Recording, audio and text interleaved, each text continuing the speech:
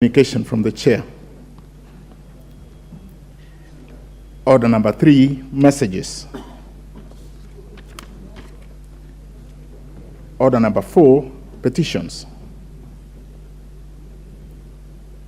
Order number 5, papers.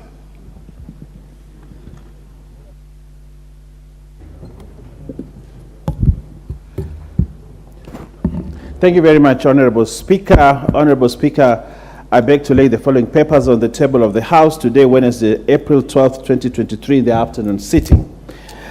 1. Annual National Government Budget Implementation Review Report for the financial year 2021-2022 from the Office of the Controller of Budget. 2. Reports of the Auditor General of Financial Statements in respect of the following institutions for the year ended 30th June 2022. National Urban Transport Improvement, Kenya National Highways Authority. Horn of Africa Gateway Development, State Department for Infrastructure. Horn of Africa Gateway Development, Kenya National Highways Authority. Mombasa Port Area Road Development, Kenya National Highways Authority. National Urban Transport Improvement, Kenya Railways Corporation. Kenol Sagana Marua Highway Improvement, Kenya National Highways Authority. Kapchorua, Saum, Kitale, and Eldoret Bypass Road, Kenya National Highways Authority. Nairobi Metropolitan Services Improvement Project, State Department for Housing and Urban Development. Green Growth and Employment Thematic Programs, NEMA, National Environment Management Authority. Kenya Climate Smart Agriculture Project, State Department for Crop Development and Agricultural Research. Timboroa Eldoret Road Rehabilitation Project, Kenya National Highways Authority. Program for Legal Empowerment and AIDS Delivery, State Law Office and Department of Justice. Salaries and Remuneration Commission, Mortgage and Car Loan Scheme Fund. Judiciary Service Commission, Ministry of Energy. Kenya Sports Agency, National Police Service Commission, Ministry of Health, State Department for Infrastructure. Kenya Primary Education Development, State Department for Learning and Basic Education. Kenya GPE COVID-19 Learning Continuity in Basic Education, State Department for Early Learning and Basic Education. Revenue Statement of the State Department for Fisheries, Aquaculture and Blue Economy. Nairobi Ring Transmission Line, Kenya Electricity Transmission Company Limited. Menengai Geothermal Project, Geothermal Development Company, and support to technical and vocational education and training for relevant skills and skills development, and the Independent Policing Oversight Authority Staff Mortgage and Car Loan. Mr. Speaker, I beg to lay. Thank you very much.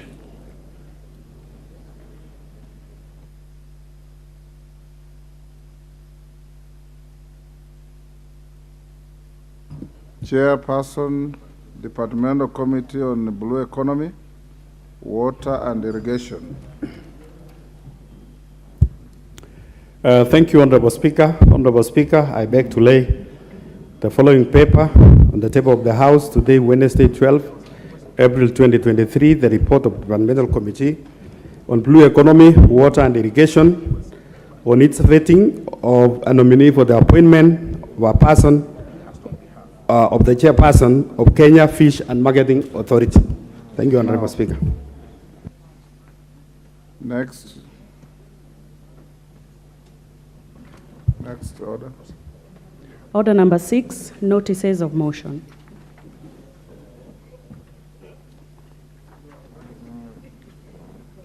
Chair Committee, Blue Economy, Water, Irrigation.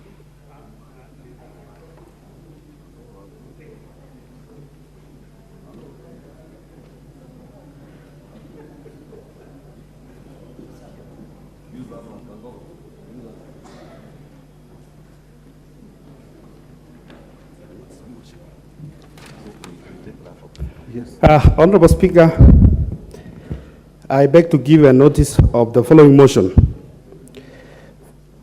That taking into consideration the findings of the Departmental Committee of Blue Economy, Water and Irrigation in its report for the vetting of nominee for the appointment as chairperson for the Fish Marketing Authority, laid on the table of the House, Wednesday, 12 April 2023, and pursuant to the provision of Section 201, subsection 1A, and 2 of the Fisheries Management and Development Act 2016 and Section 8(1) of the Public Appointment Parliamentary Approval Act 2011, this House approves the appointment of the Honorable Martin Otieno Okindo as the chairperson of Kenya Fish and Marketing Authority. Thank you, Honorable Speaker. Honorable Kangogo. Next order. Pushing it, man.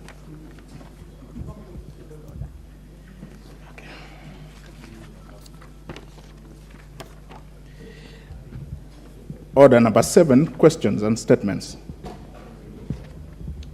Honorable members, although we had directed that questions will be starting at about 3 o'clock, but in view of lack of other issues before questions, I order that the Minister for Internal Security be called into the chamber.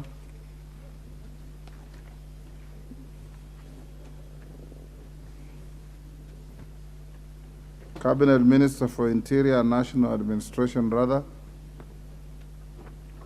Honorable Professor Kithure Kindiki.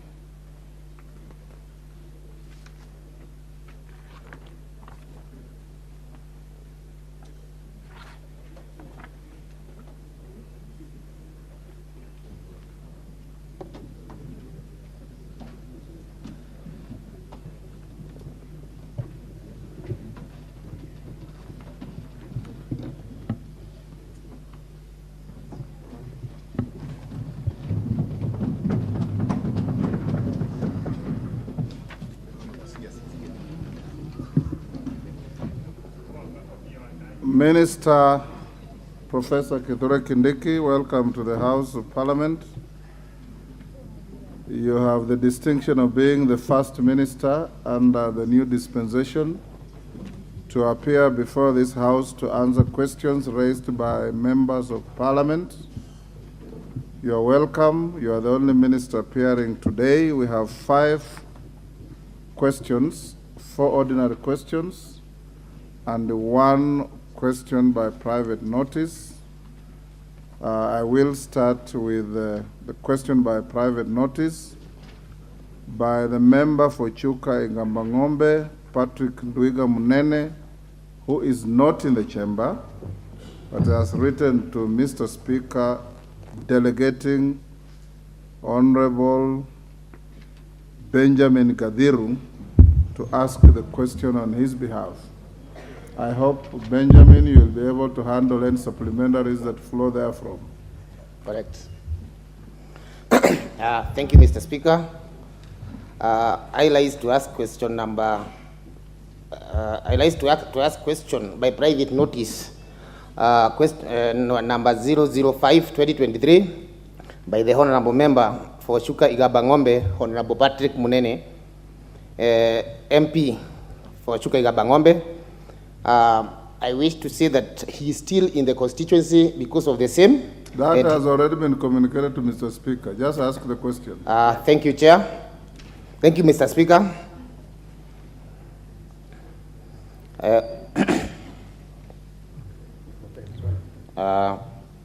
Honorable Speaker. Just say, I beg to ask question this number on behalf of so-and-so who is not available in the House today. Honorable Speaker, I beg to ask the question on behalf of Honorable Munene, Chuka Igabangombe MP.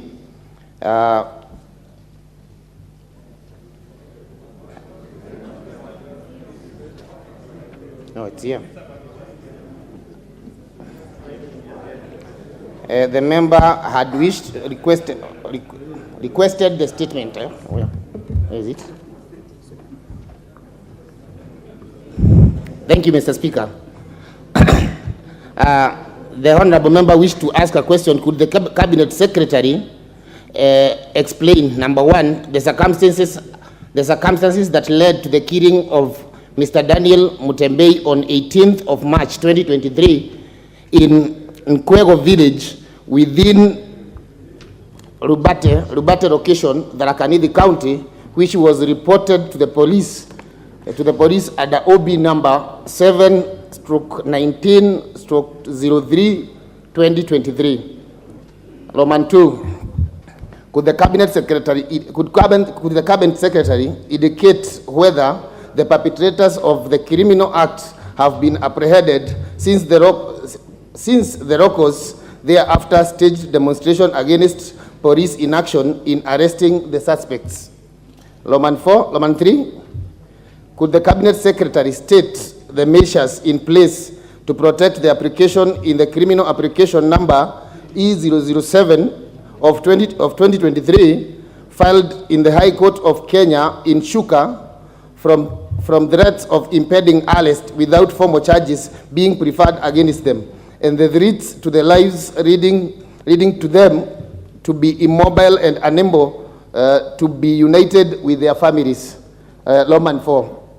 Could the cabinet secretary state the circumstances that led to the fatal shooting of the chairperson of Boda Boda operators allegedly by a police officer during the said demonstration on 18th of March 2023, and clarify whether police officer has been identified, arrested, and charged? Thank you, Mr. Speaker.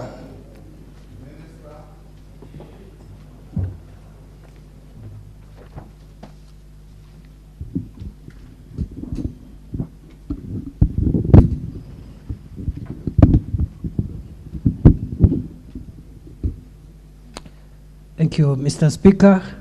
Mr. Speaker, sir, I would like to thank you for the warm welcome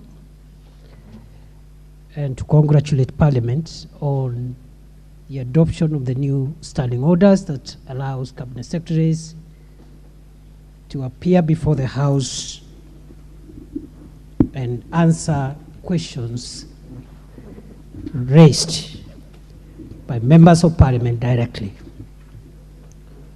Honorable Speaker, sir, the member for Chuka Igamba Ng'ombe has asked the circumstances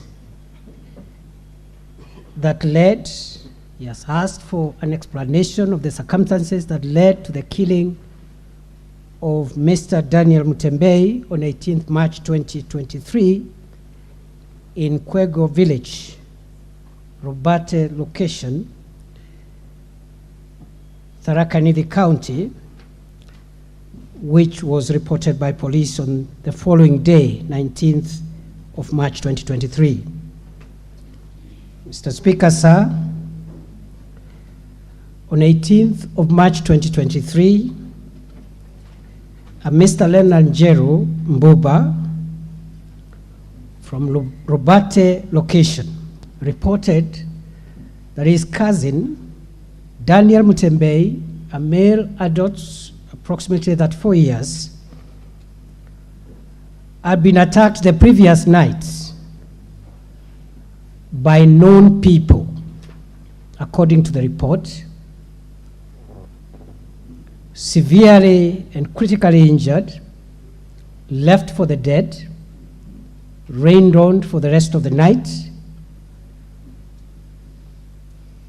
recognized by villagers early in the morning who were taking milk to the collection point, still alive early in the morning. So, Speaker, although critically injured, it was reported that Mr. Mutembei was able to talk and identified those that attacked him and gave their names, 5 suspects. He was taken to hospital, but the injuries were already too much and he succumbed at the Chuka Referral Hospital. He succumbed to the injuries. That report was made and entered into the OB. Mr. Speaker, sir, and just for the clarity of the member and the House, that report was made the same morning of 19th March 2023. Investigations ensued, and before any statements could be taken from any of the suspects, the same suspects went to the Chuka High Court and obtained anticipatory bail, restraining their arrest and prosecution until the matter is heard and determined, or until further orders were issued by the High Court. Those orders, Mr. Speaker, sir, were issued by Lady Justice Lucy Gistari of the Chuka High Court on 27th of March 2023, and the order specifically restrained the police from arresting the said persons. The orders also required that the matter be heard today, the 12th of April 2023. Today, the matter was came up for mention, and Mr. Speaker, I can report to the House that in the morning the parties were heard, and I can also report to the House, Mr. Speaker, that for us in the ministry, we instructed the State Council to represent those parties that against whose orders were given, including the Inspector General of Police, the DCI, and all those who were sued. The family of the victim, the late Mutembei, also had hired a lawyer this morning, and both Mr. Mutembei's lawyer and the State Council made a very, very strong argument in an oral application for two things. One, the vacation of the anticipatory bail, which was lapsing today, that it should not be extended, and two, warrants of arrest to issue against the suspects. And both the deceased lawyer and the State Council were on one page, of course, against the opposition from the Defense Council. The ruling on this matter is before the judge this afternoon at 2:30, the same time that the minister is appearing before this House. In between, Mr. Speaker, on Saturday, the 8th of April, which is Easter Saturday, the victims were supposed to bury the late Mutembei, but they felt that this matter had taken too long and could not understand why a matter where there was, in their view, overwhelming evidence pointing at the killers should still be out there. And notwithstanding the anticipatory bail, they demanded that the arrest be done. There was a serious demonstration for most of the afternoon on Saturday from 3 p.m. to well into the night. They were carrying the coffin of the late Mutembei and demonstrated the whole afternoon, engaging the police in running battles. The police tried to talk to them diplomatically to bury the deceased as we wait for the finalization of the matter by way of appearance before court today, but they could hear none of it. In fact, Mr. Speaker, the protesters engaged police in throwing missiles when the police tried to use tear gas, and it was really a very, very rowdy protest.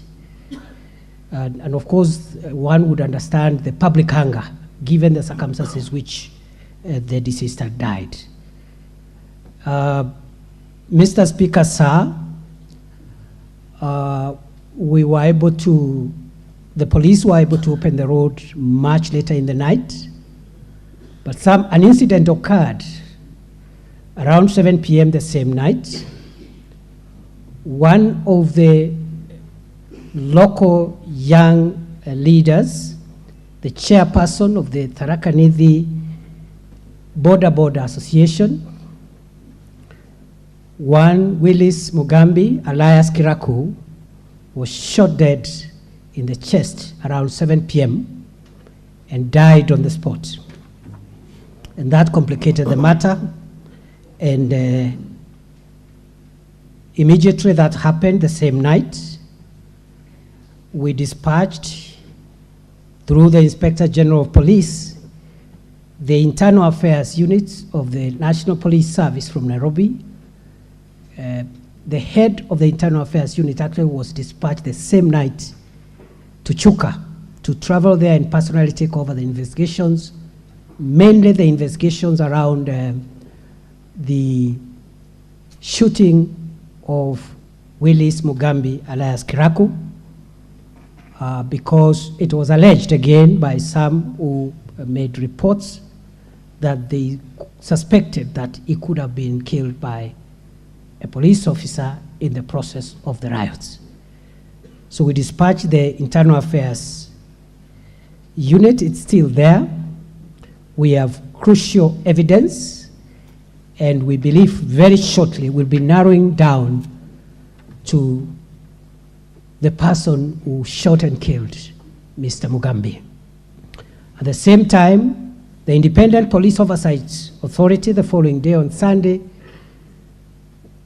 dispatched their team to investigate that incident. IPOA is independent. So while the internal investigations by the police is handled by the Internal Affairs Unit from Nairobi, the IPOA team also from Nairobi is handling an independent investigation so that there are no perceptions of internal collusion or preference whatsoever. The two teams are working, and I am told a lot of progress has been made, but up to now, the conclusion, the investigations are not concluded. So, Mr. Speaker, sir, in between, we have reinforced security presence.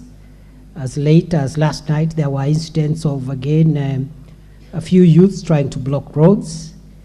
And we have deployed the regional police commander, Mr. Rono Bunei from Embu for Eastern Region, is the one personally dealing with that matter because, again, there were aspersions cast at our officers who are based in Chuka.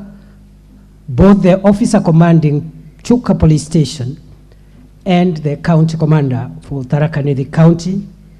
I can report, Right Honorable Speaker, that as we speak, in the meantime, we felt that in order to build public confidence in our officers, the Inspector General of the National Police Service has transferred both the OCS of Chuka Police Station and the County Police Commander of Tharaka Nithi, and new officers have been put in place already as we speak. So that's where we are, Mr. Speaker. We do not have any conclusive evidence. I want to assure the House that, one, we will respect the outcome of the court decision regarding the anticipatory bail, which we have opposed through the State Council. Once that anticipatory bail is lifted, and based on the evidence we have, all suspects are going to be rounded up in minutes.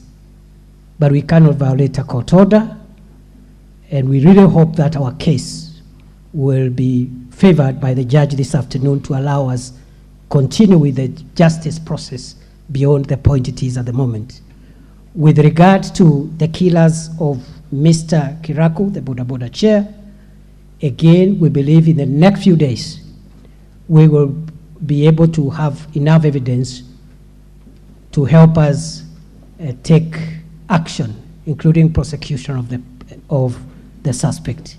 I think, Honorable Speaker, that is all I have up to now. I remain at the disposal of this House for any supplementary issues, and also with regard to the other questions that are listed in the order paper this afternoon. Thank you, Mr. Speaker.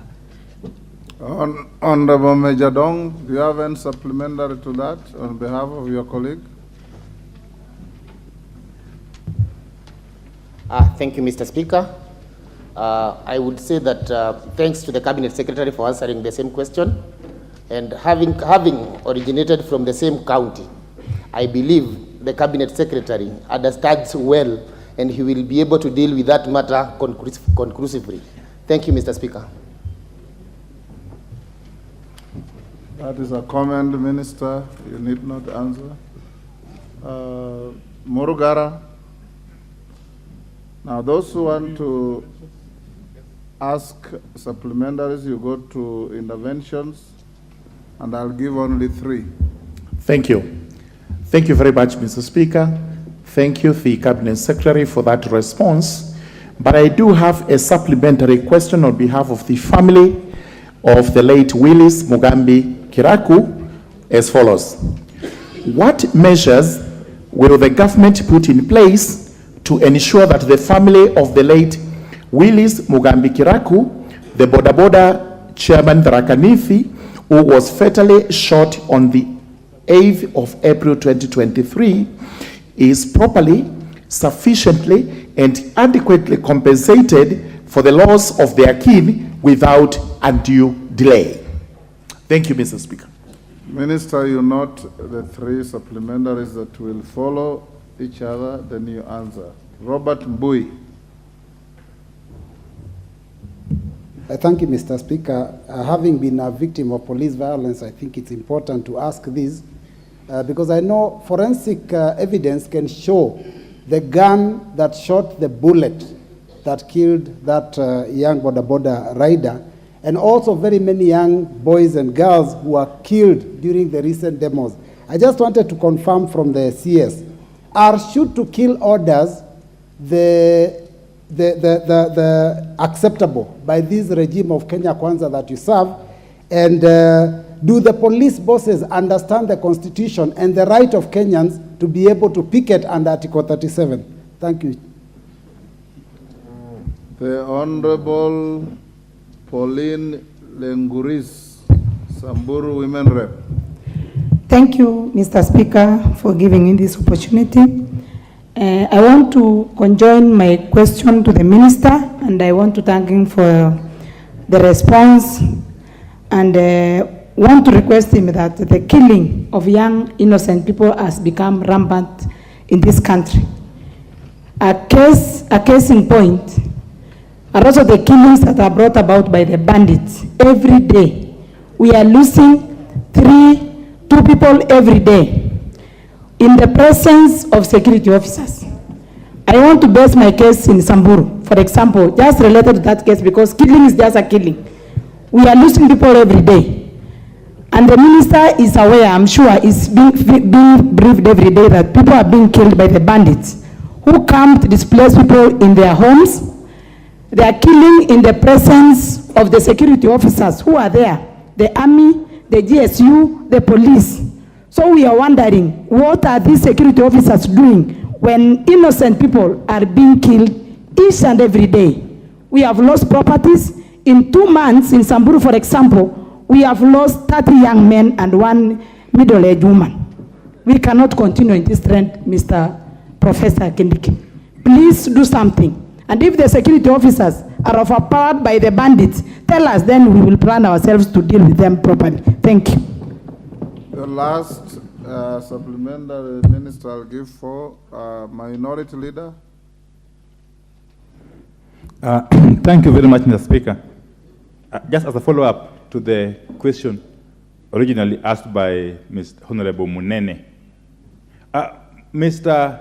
Minister, Waziri, I must really appreciate the speed with which your ministry dispatched the Internal Affairs Unit and indeed the IPOA to carry out investigations on the fatal shooting of Mr. Mugambi in Chuka. Mr. Speaker, we have similar, more or less similar cases that have happened in the recent past. A case in point is the fatal shooting of a third-year Maseno University student, William Mayenga, in Maseno University by the police on the 20th, I think, of March this year. The second incident is the killing by being run over by a police vehicle of police officer Ben Oduor of Nyamira, or of Keroka Police Station, Nyamira County. Bwana Waziri, could you confirm to the August House if you have similarly, in those instances, dispatched the Internal Affairs Unit to carry out investigations? And if so, what is the progress of those investigations? What is the status of those investigations? Or could we be seeing a case of double standards, application of the law differently in different situations, in different parts of the country, and concerning different communities? Two, is it now a policy of the Kenya Police Service to quell riots by use of live bullets? Is the old policy of using rubber bullets now discarded? And if so, when did this change in policy occur? And for whose benefit? Thank you. Minister, there is a member, Honorable Kamren, who says that if he doesn't ask a supplementary, it will not be good for him today. I'll give him a minute, then you can answer the 5 questions. Asante Bwana Spika. Nataka nichukue nafasi hii Spika. Ya nashukuru Waziri amejaribu, lakini ninapoongea saa hii vita inaendelea kwangu Baringo South. Sasa hivi ninapoongea na kijana mmoja tumepoteza maisha, watatu wameumia. Nimetumana pesa ya meli kwenda kuwachukua wale ambao wameumia, na nimetumana gari kwenda kuchukua mwili, na saa hii ng'ombe imeenda, watu wanakimbia, wanahangaika kwa sehemu ya Kiserian, Mukutane na Rukus. Najua Waziri alikuwa kwa huko hapo awali, lakini saa hii imekuwa chungu kwamba kazi hii ya bandits inaendelea. Sijui Waziri utafanya namna gani kwamba watu wangu wapata amani. Nimeomba kila wakati kwamba au wakora watolewe Rukus, Mukutane na Araba locations. Au wamechukua hiyo locations sote 3. Hakuna mtu naishi mashule, mpaka hata bandits wenyewe wanaishi kwa mashule. Ile tuliyochenga kwa CDF. Nitakuwa nikicomplain mara ngapi? Watu wangu hawana bunduki. Mimi sio kama wale wengine wana bunduki wanaweza kujiokoa. Sisi hatuna bunduki. Waziri na anaelewa. Naomba kwamba nahitaji amani, na hii watu wangu ambao wameumia saa hii kwa sababu sijui hata ni ngapi. Naomba kwamba Waziri tutafanya nini hii vita saa hii isimame, na watu wangu warejee, na hiyo ng'ombe imechukuliwa irudi, na serikali wanisaidie. Hiyo mwili ambaye imeenda na hao watu naumia, serikali wakaramie. Asante sana. Minister, you may answer those 6 supplementaries. Be precise and concise. Given the tremendous interest, I might give another 2 thereafter. Thank you, Honorable Speaker. Honorable Speaker, with regard to the supplementary question raised by the member for Tharaka, I would like to respond as follows. That at this point, when investigations are ongoing, we do not have conclusive evidence on who would have shot the deceased. However, if the evidence links an officer of the National Police Service or any other government official in the murder of Mr. Kiraku. Two things I would like to assure the House. One, whoever is responsible will be prosecuted. And two, if the person has died in the hands of our officers, the procedures for compensation will ensue. Honorable Speaker, with regard to the question raised by the Honorable Mbui, I would like to respond as follows. There are no shoot-to-kill orders. On the contrary, all officers in the National Police Service and all security agencies who are involved in managing public protests, demonstrations, and riots, and crowd control are under very strict instructions not to use live bullets when dealing with members of the public. In fact, Honorable Speaker, the reason the OCPD was transferred is because there were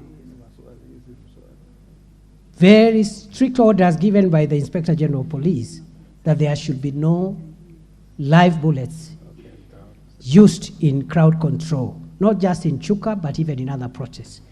So we want to give some independence so that we establish when the OCPD is not in office, if indeed it's a police officer who fired that killer bullet against the orders and the policy of this government, then action will be taken. But of course, it could have been any other firearm holder because there are civilians also who are licensed to carry arms and they could take advantage of riots to cause deaths. Honorable Speaker, the third supplementary question was raised by the member for Samburu. And I want to assure the House, through you, Mr. Speaker, that the deaths that have been caused in Samburu and other parts of the country as a result of livestock rustling and banditry are regrettable. Two, we have had an operation going on there, but we continue to experience incidents of bandit attacks from time to time.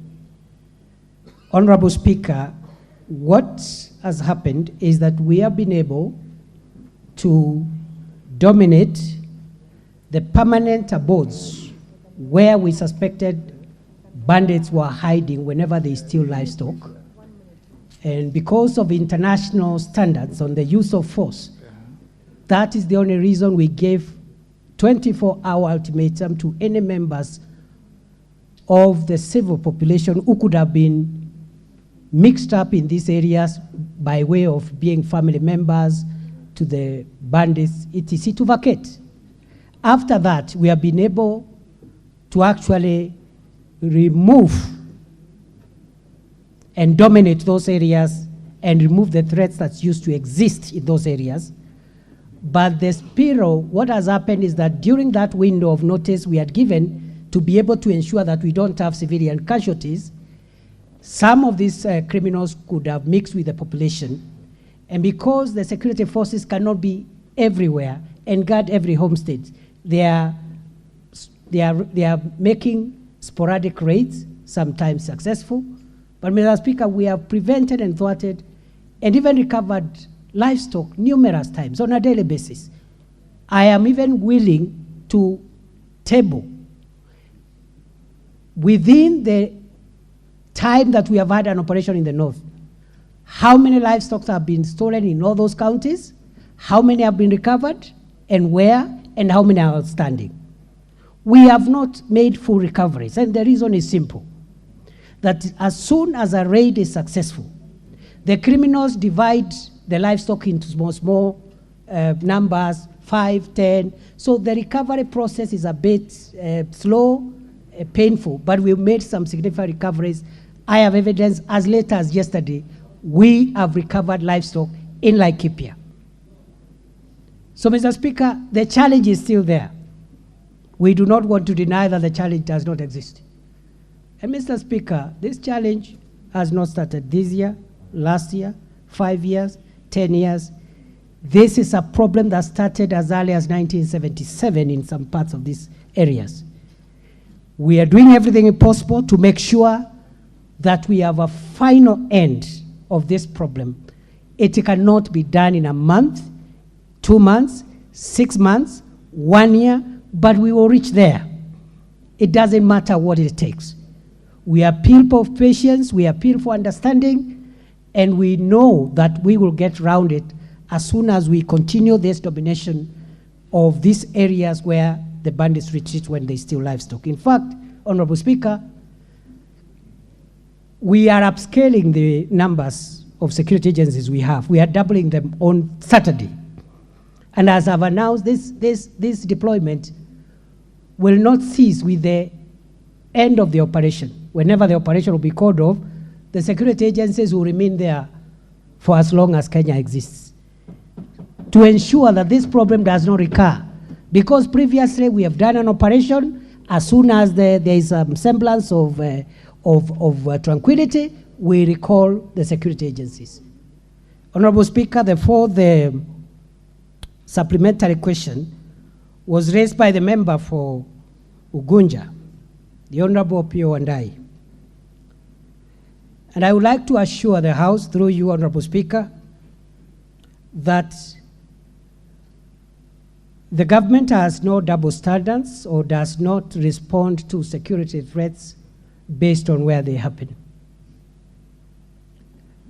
In the matters that the Honorable Wandai has raised, in fact, we acted even faster.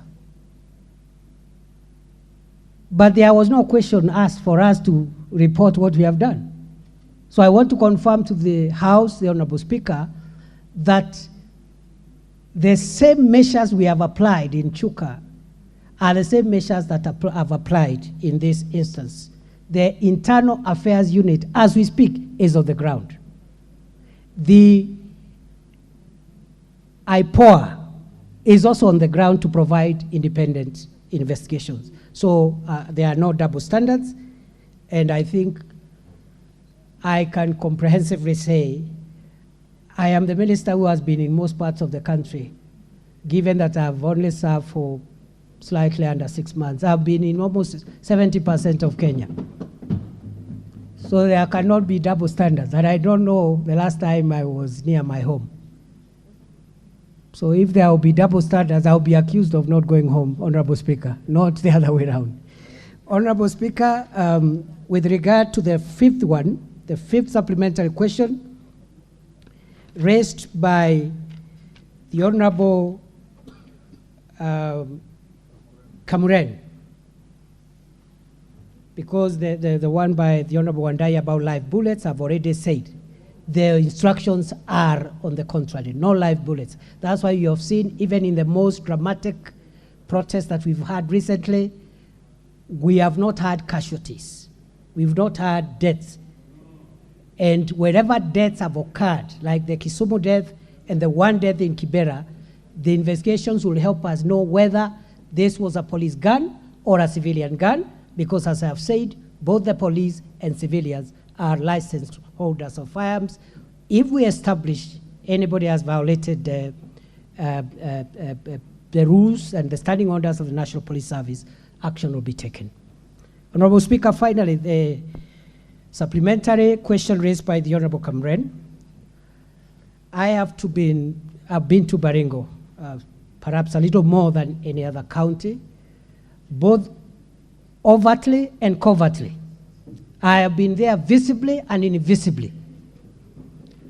I know the complications and I understand the pain Honorable Kamren is going through. I share it, and I know what he's going through today. We have discussed with the leadership of Baringo and the other stakeholders and our security commanders on the ground that we must come round this problem so that it's just beyond recovering livestock which was stolen today. For me, I believe we must have a way of ensuring that no livestock is stolen again in the first place. What are the measures we are putting in place? One, this afternoon, we have just approved an additional 200 police reservists for Baringo, 100 for Baringo North, 100 for Baringo South. Training is going to start before Friday, because we believe the security agencies cannot be in every homestead, but the National Police Reserve can help mitigate a big way, and we have seen in other parts of the country, NPRs are helping stabilize situation in a big way. So we have approved that. I have provided the money for their training immediately. We will not be asking for any stakeholders to help us. We will do it, and that will stabilize. Number two, we are opening up 2 new security roads. We are moving equipment to make sure that we make security roads, which we have discussed, especially in Baringo North, and I am looking for an opportunity to have a discussion with Honorable Kamburen on 2 major roads that will take care of Arabal, Mukutane, Ngelecha, and that interface between Arabal Hills, Mukutane, and into the Laikipia Nature Conservancy, which is giving us a lot of problems because of the reasons which I've explained. So, Mr. Speaker, we are not there, but we are on the way there. I am going back to the operation area, and I am going to stick there a little longer. And I know between us and the political leadership, we'll find a lasting solution through security roads, through NPRs, and through intelligence-led investigations. Mr. Speaker, I think that's all for now. And once again, the Honorable Kamburen, the information you've given me will be acted on immediately I leave this chamber. Maybe we can talk and discuss how we can support you. Thank you, Mr. Speaker. Milemba, what is out of order? Give Omboko Milemba the mic. With the humility, Honorable Speaker, the Waziri did dare both you and the House that he can table the recoveries in all those areas. And what we see in the media gives an impression that the government is not doing as much, like the bandits are doing so much. So could you please, Honorable Speaker, if I'm in order, to order that the minister tables those documents immediately so that the people from those areas and Wananchi in general can have confidence in the progress. Thank you, Honorable Speaker. I think it's not papers but statistics that he promised to table. Minister, when we are done, you can pass on the document, the statistics to us. Now, honorable members, I still have members who have worked here, 8 in number, and on the screen I have 11 who are interested in this question. This is a trial run, like I said, and we said we'll be having about 3 supplementaries. But because the members who have come here can take judicial notice are mostly from the epicenter of the security challenges, indulge me to give them a minute each to ask 1 question each. I don't give you an opportunity to make a speech or to go to unhelpful tirades. Ask a supplementary to the minister, and I'll also ask him to oblige the House with short answers to save on our time. Member for Manyata. And I also notice, honorable members, honorable member for Manyata, you've seen me and you've said you want to ask a question about the Kianjokoma brothers. Now, that is totally unrelated to what is going on now. But you can ask. It is good if you have a question that you want to ask, file one and the minister will come and answer. Thank you, Honorable Speaker. Yes.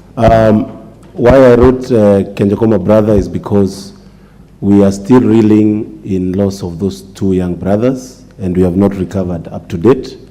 And Honorable Speaker, I first want to say thank you to Waziri, because he has really shown a lot of restraint during maandamanos on the issue of using police force.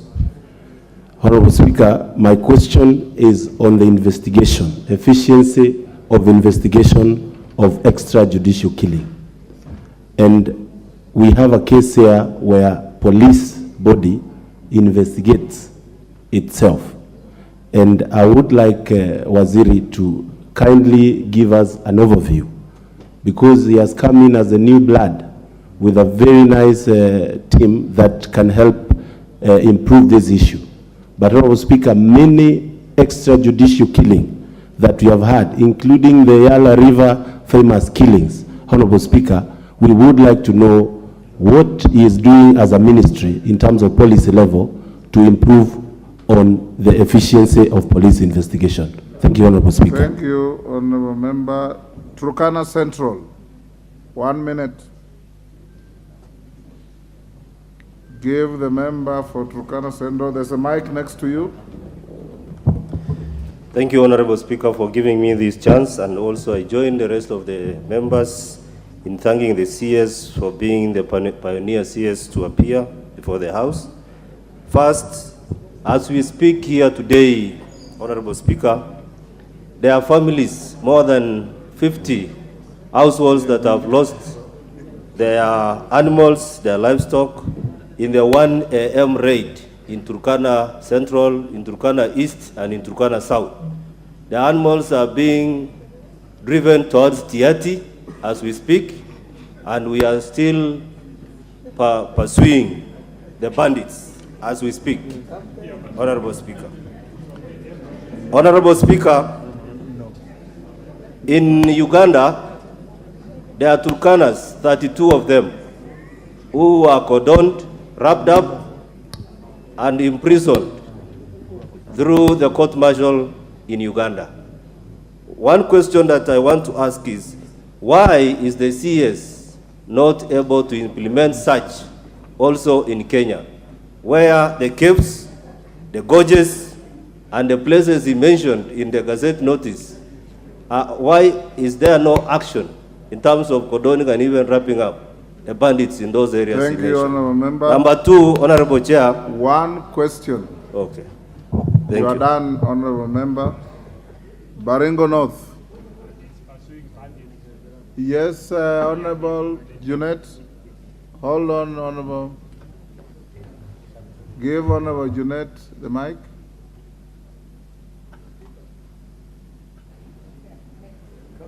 Hello, Mr. Speaker. Thank you for indulging me, Mr. Speaker. If I heard the member very clearly, he said, Mr. Speaker, that cows are being taken to Tiati as we speak now here. No, and the member of Parliament for Tiati is here, Mr. Speaker. He said they're headed to Tiati. towards Tiati. Towards Tiati, Mr. Which Speaker. is different from being taken to And the Tiati. member of Parliament for Tiati is here, Mr. Speaker. Mr. Speaker, could he explain this matter a bit further, whether the cows are going to his home, Mr. Speaker?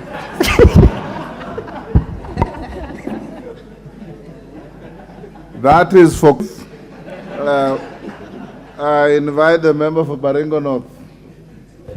Thank you, Mr. Speaker. I'll utilize the 1 minute as follows. One, Mr. Speaker, this is the only cabinet secretary alive in security who has actually spent his energy and time and resources. Ask your question. So I want to thank him. Number one question, Mr. Speaker, my intelligence is that the bandit that was taken away in hospital in Iten is the one that killed my cousin. And he was taken by 10 bandits in an hospital in Iten, driven to wherever by the other bandits. Could the minister therefore tell us when that wounded bandit who was in hospital will be brought to book? And my last question, Mr. Speaker, I still have the 1 minute, Mr. Speaker. When is the minister going to operationalize the gazetted administrative units in Baringo North? Thank you, Mr. Speaker. Thank you. There was a member who wanted to ask about the abduction of the injured bandit, so you don't have to rise to ask that question. Honorable Ariko.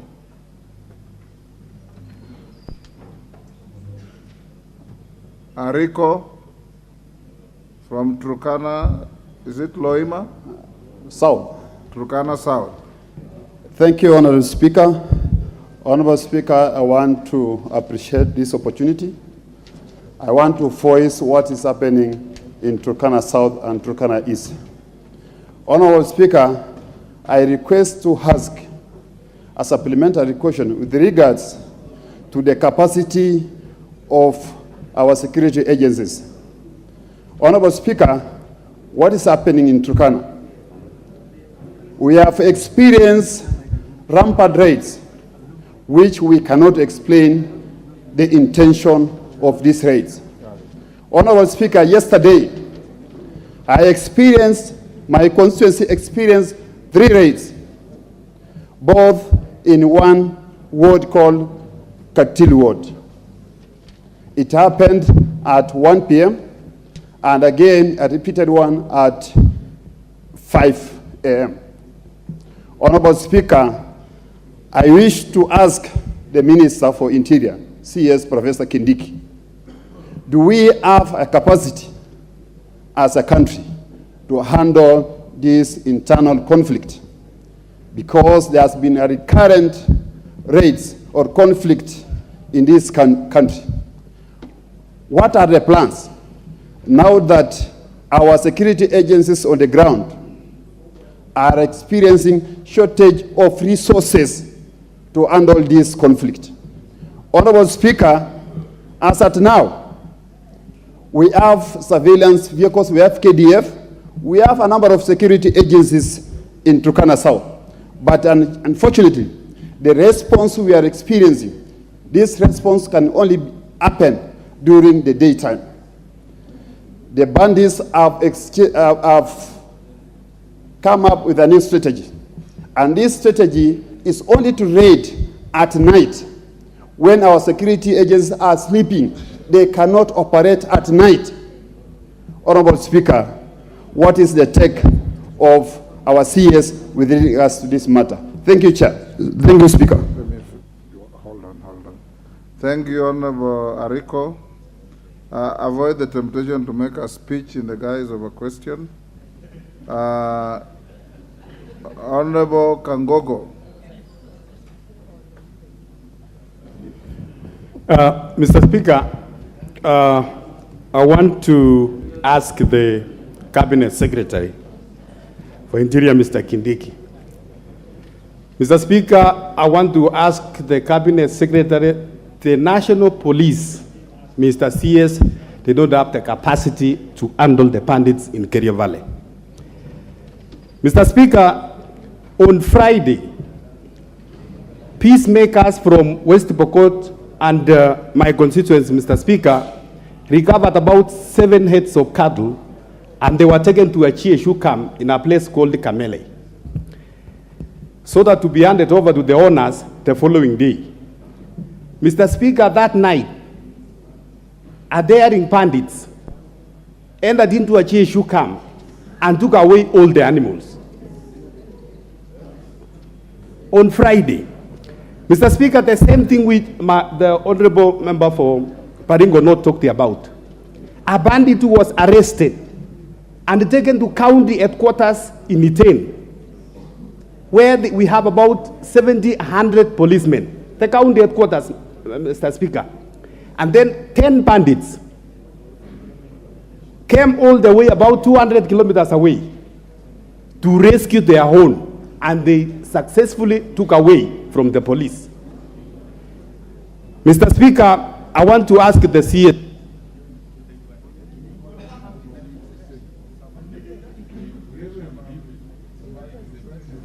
to confirm to this House, Mr. Speaker, that the National Police Service are unable to handle the bandits, and bring a motion to this House so that we can have the Kenya military or the KDF to take over the operations of bandits in Kerio Valley.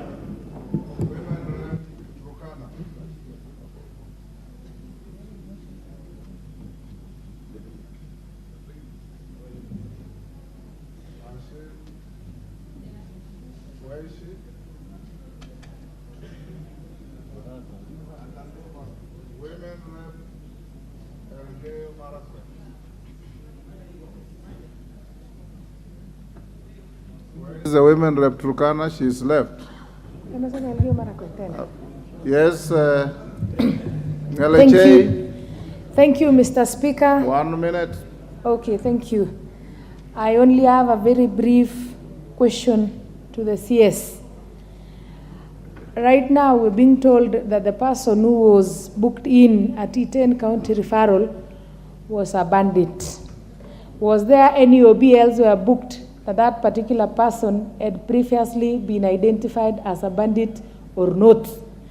And then we would wish to know, was he taken by the police, or if there are other people who came to the county referral and took him, if people are calling them bandits, can they name them by their names? So what I wish to know is, was there an OB elsewhere that Dennis was booked as a bandit? And the other ones who came to the rescue, were they police, or if as bandits? Thank you, Mr. Thank Speaker. you. Last, the Honorable Farah Maalim.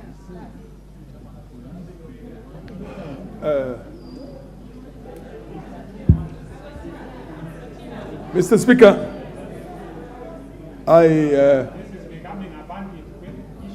Mr. Speaker. Minister be ready to answer after Farah. Yeah, Mr. Speaker. Honorable members, be patient. If I'm satisfied there is enough interest, I'll give another round. Mr. Speaker, this is, I must commend the government on this, because this is the first time the military has been used for a peacekeeping in this country where there was not a genocide the way it was done in Wagala, in Wajir in 1984. And my biggest worry was that this was going to be heavy, and it's going to be, military is not for this kind of things. But the fact that you have protected the lives of the innocents and you're just looking for the actual bandits themselves deserves a lot of compliment. My question, Mr. Speaker, is, Mr. Minister, have you tried some soft power?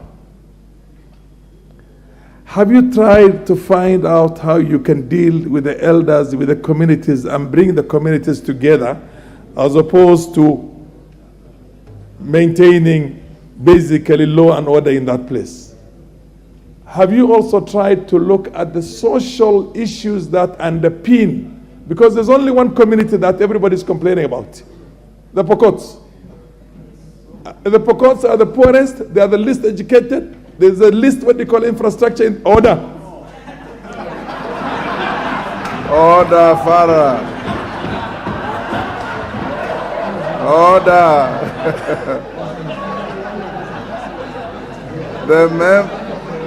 The member from Balambala, you are out of order. Can you conclude your question? Mr. Speaker, we need to educate those children, Mr. Speaker. We have heard this before, Mr. Chairman, Mr. Minister, thank you very much. I've discussed some of these things with you, and I'm sure you're going to take them into consideration. But let's look at the social conditions in there, first of all. When you have a very poor social condition somewhere and everywhere around there has got some wealth, then of course they will go and try and go and attack those places. So my question is that let's look at soft power. It has worked in Northeastern Province, for your information. And also let's see how we can change the situation of the children of Pokot there. Thank you. Who is raising a point of order? Moroto, what is your point of order? Because Pokots were mentioned? Yes. Yes, Mr. Speaker. Yes. Mr. Speaker, I want to say thank you very much for giving me also this chance to say, when these people are talking, they are talking as if they are the holiest. When they are also killing. I lost about 5 people the other day and this morning in Takwel. Honorable From Moroto, the other south. I've given you a floor because you are challenging what Farah was saying. Now you are pursuing a totally different agenda.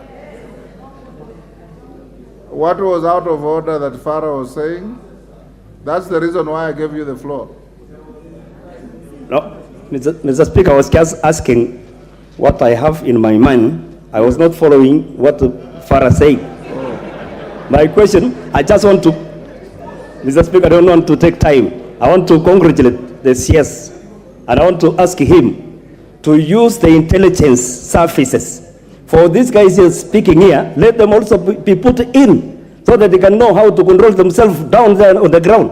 I come from Kapenguria. We used to have the problem between West Pokot and Trans Nzoia, but this time there's nothing there because we met and we sat like leaders and worked together. These guys now, they're now talking here and they cannot even go to ground, and they invite us to come and tell them what to do. Mr. Minister, start with these people. The members, put them in.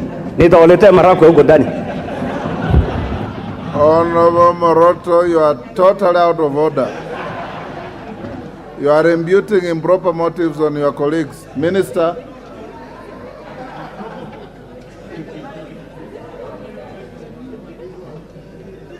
Minister, if you can give quick, short answers to those short questions. We still have 4 questions for you, and we have done very poorly. 45 minutes on this one. Yes, Mr. Speaker, I'll do as guided on the first matter. On allow me, Mr. Speaker, to say on the issue that was raised on a point of order about tabling statistics on recoveries of livestock. I didn't say I'm carrying the statistics. I said if the House directs, I can table them in the House even by I heard Tuesday. you that way. Yes, You can, Mr. Speaker, I can, if you direct, yes. I can table the statistics of recoveries from the time the operation began. In fact, we can even take it backwards a bit, 2 months before, and these 2 months when there have been an operation, and the recoveries and where and what is remaining. Mr. Speaker, also, I maybe inform the House through you that I am informed that the High Court in Chuka has ruled in favor of the Prosecution Council and in favor of the state to cancel the anticipatory bail on the suspected killers. Mr. Speaker, other than that, let me mention or respond to the other issues quickly. We are strengthening the Independent Police Oversight Authority to supplement the work of the Internal Affairs Unit of the National Police Service to provide an independent arm of the state that can help in dealing with extrajudicial killings. I confirm to the House, Mr. Speaker, and assure the House and the member for Manyata that all extrajudicial instances of extrajudicial killings are actively under investigation, and the policy of this administration is zero tolerance on extrajudicial killings. The police officers have been informed accordingly that we shall not protect any officer who misuses their firearm to kill people other than what the law provides on the use of lethal force in law enforcement. Honorable Speaker, with regard, and that includes the issue around the killing in Kianjokoma. Mr. Speaker, the second one, raised by the member for Baringo North, the Honorable Makilab, that yes, it's true there was that incident, and I want to tie that to the other supplementary question raised by the member for Elgeyo Marakwet, the women rep, because they are related. There was an incident at Iten Hospital. The suspect involved, the person involved is a suspected bandit because he had bullet wounds and he could not explain where he was shot, and he just came to look for treatment. And we believe also that the people who came to rescue him were criminals because they came through the fence of the hospital, so they just came perhaps to rescue one of their own who was hurt and could not explain. The reason why that happened, notwithstanding the presence of a few police officers who were on site at that time, was the determination by the commanding officer on site that a shootout inside that facility would have caused fatalities on patients. And that gave a leeway for the rescue to succeed. I want to confirm to the House, through you, Mr. Speaker, that this person has been on police radar even before this attack. We are on him. We have some leads. We believe we shall arrest him as soon as possible. Honorable Speaker, the other issue was raised by the member for Turkana South on the capacity of our police agencies to maintain law and order. Honorable Speaker, I am persuaded that Kenya has enough police officers and enough wherewithal to handle all our challenges, including the challenges we are facing in northern Kenya. However, Mr. Speaker, I want to say that it is the position of this government that there is need to reform our national security organs to make sure that they respond better to our threats. That is why one of the first acts His Excellency the President undertook was to institute a presidential task force on reforming the National Police Service, which is an admission that there is need to reform around command, around efficiency, and around operational sophistication to make sure that the gaps that we continue to exist, to encounter in our law enforcement of our internal security are resolved. Very shortly, that task force will present its findings. The government has committed to implement all the recommendations without exception that will come from that task force, including changing the entire command of the National Police Service, the terms under which one becomes a commander of any level, tying command to success and results and deliverables, so that you don't become a county commander, a regional commander for life, and there are no results. People are still having insecurity in your area. Make it time-bound and tied to results. And even that reform, even as we wait for those recommendations, we are continually addressing command issues to ensure efficiency.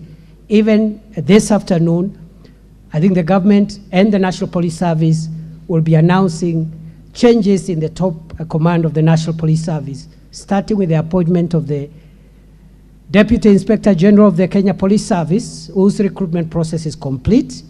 And we have had a gap there for a long time because the immediate former Deputy Inspector General of Police was indisposed. But from this afternoon, that gap is going to be filled, and that will help the Inspector General perhaps to respond a little better and quicker, even as we wait for the other reforms. Honorable Speaker, I have one other last one, the one that was raised around the issue of what measures we are taking to make sure that the gaps we are having are sealed. One, the House may want to know that in 2014, the government started a police equipment modernization program, which ran for 3-4 years, but stopped after that. It was to the tune of 10 billion shillings a year. It really helped to improve the security at that time. But due to the collapse of that funding program, we have had issues around our ability to make Kenya safer. And what this administration has done is to revive the police equipment modernization program. And for the next 3 years, the government of Kenya will spend 20 billion shillings to ensure that we modernize our equipment.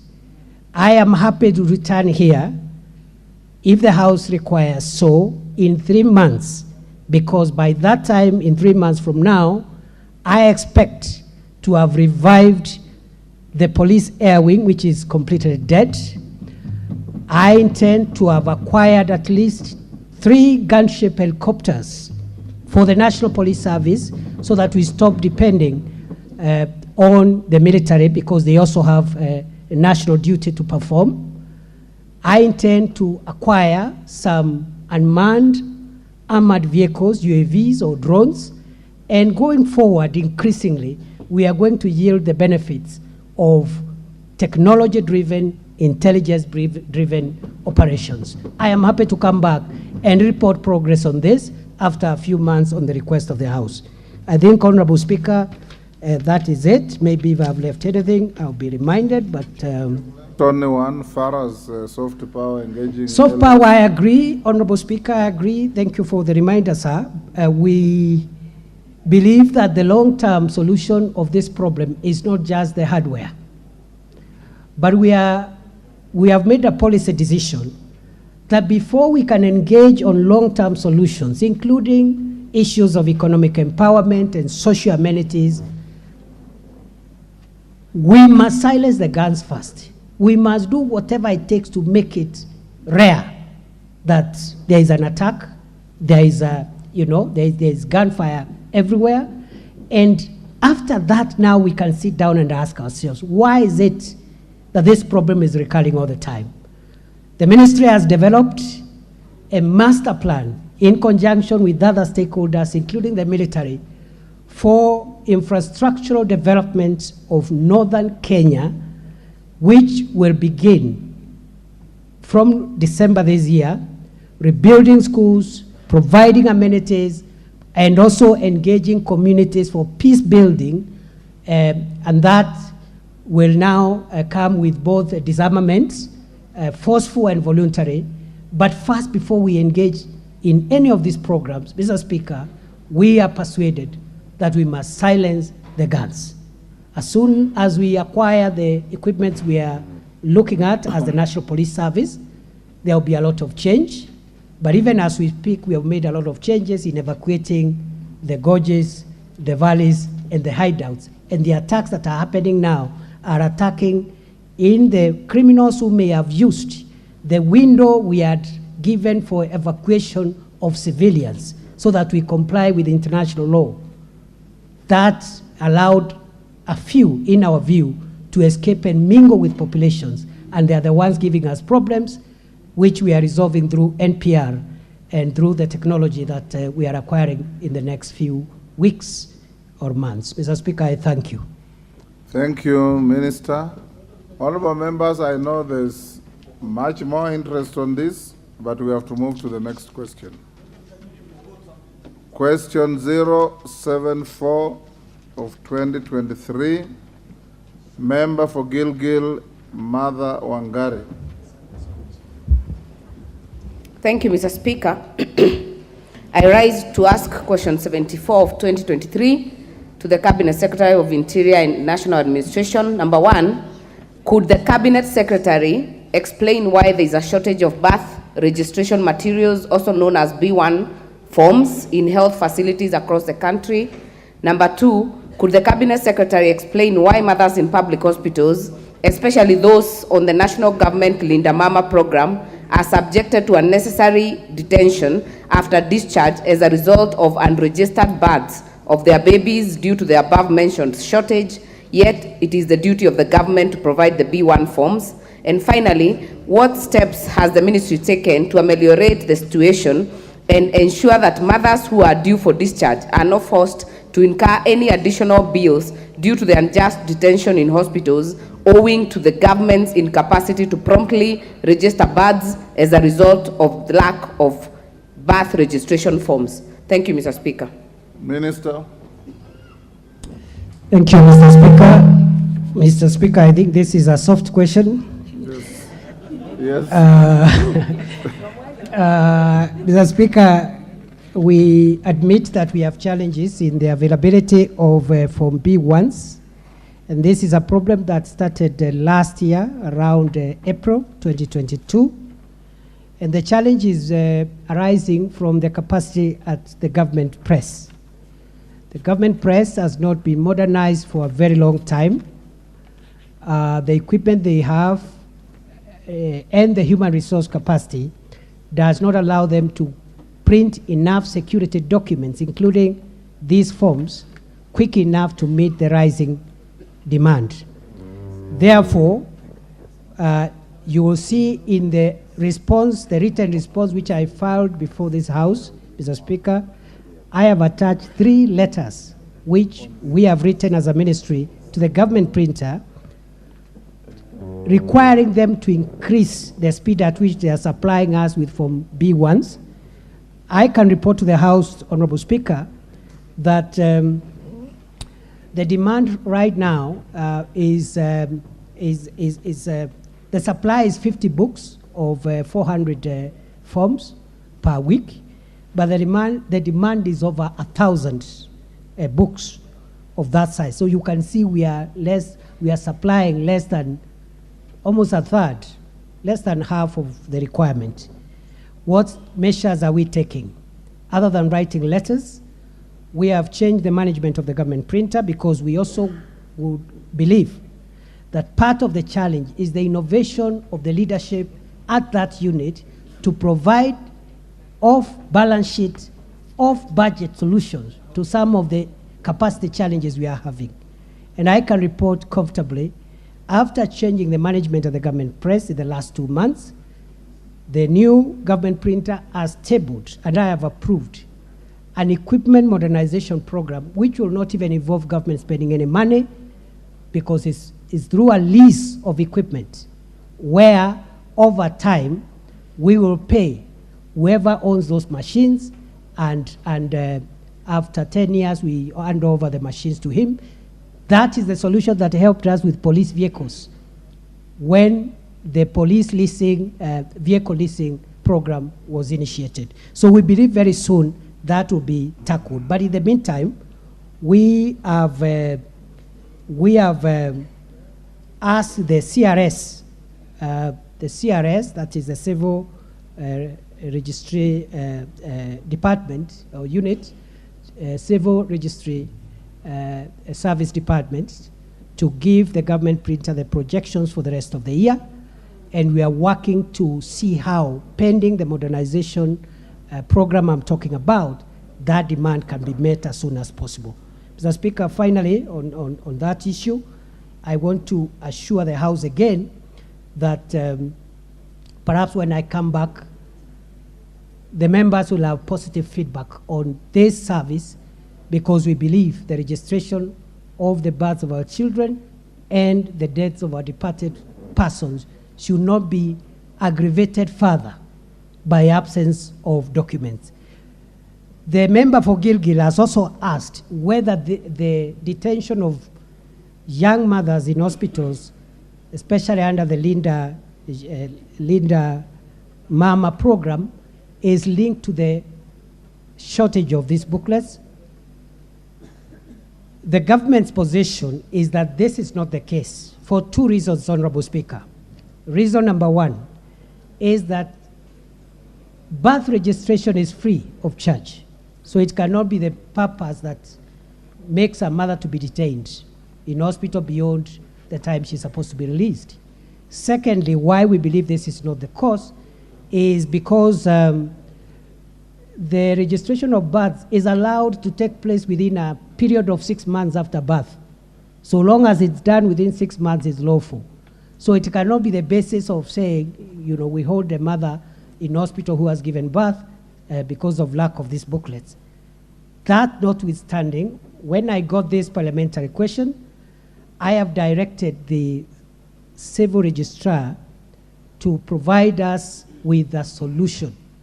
Even as we wait for this equipment, we need to find a solution so that should the House require me to provide an update in the next few months, because the equipment program may take around 6 months because of the nature, the financing and the contractual arrangements, we will have an answer. Finally, Honorable Speaker, is that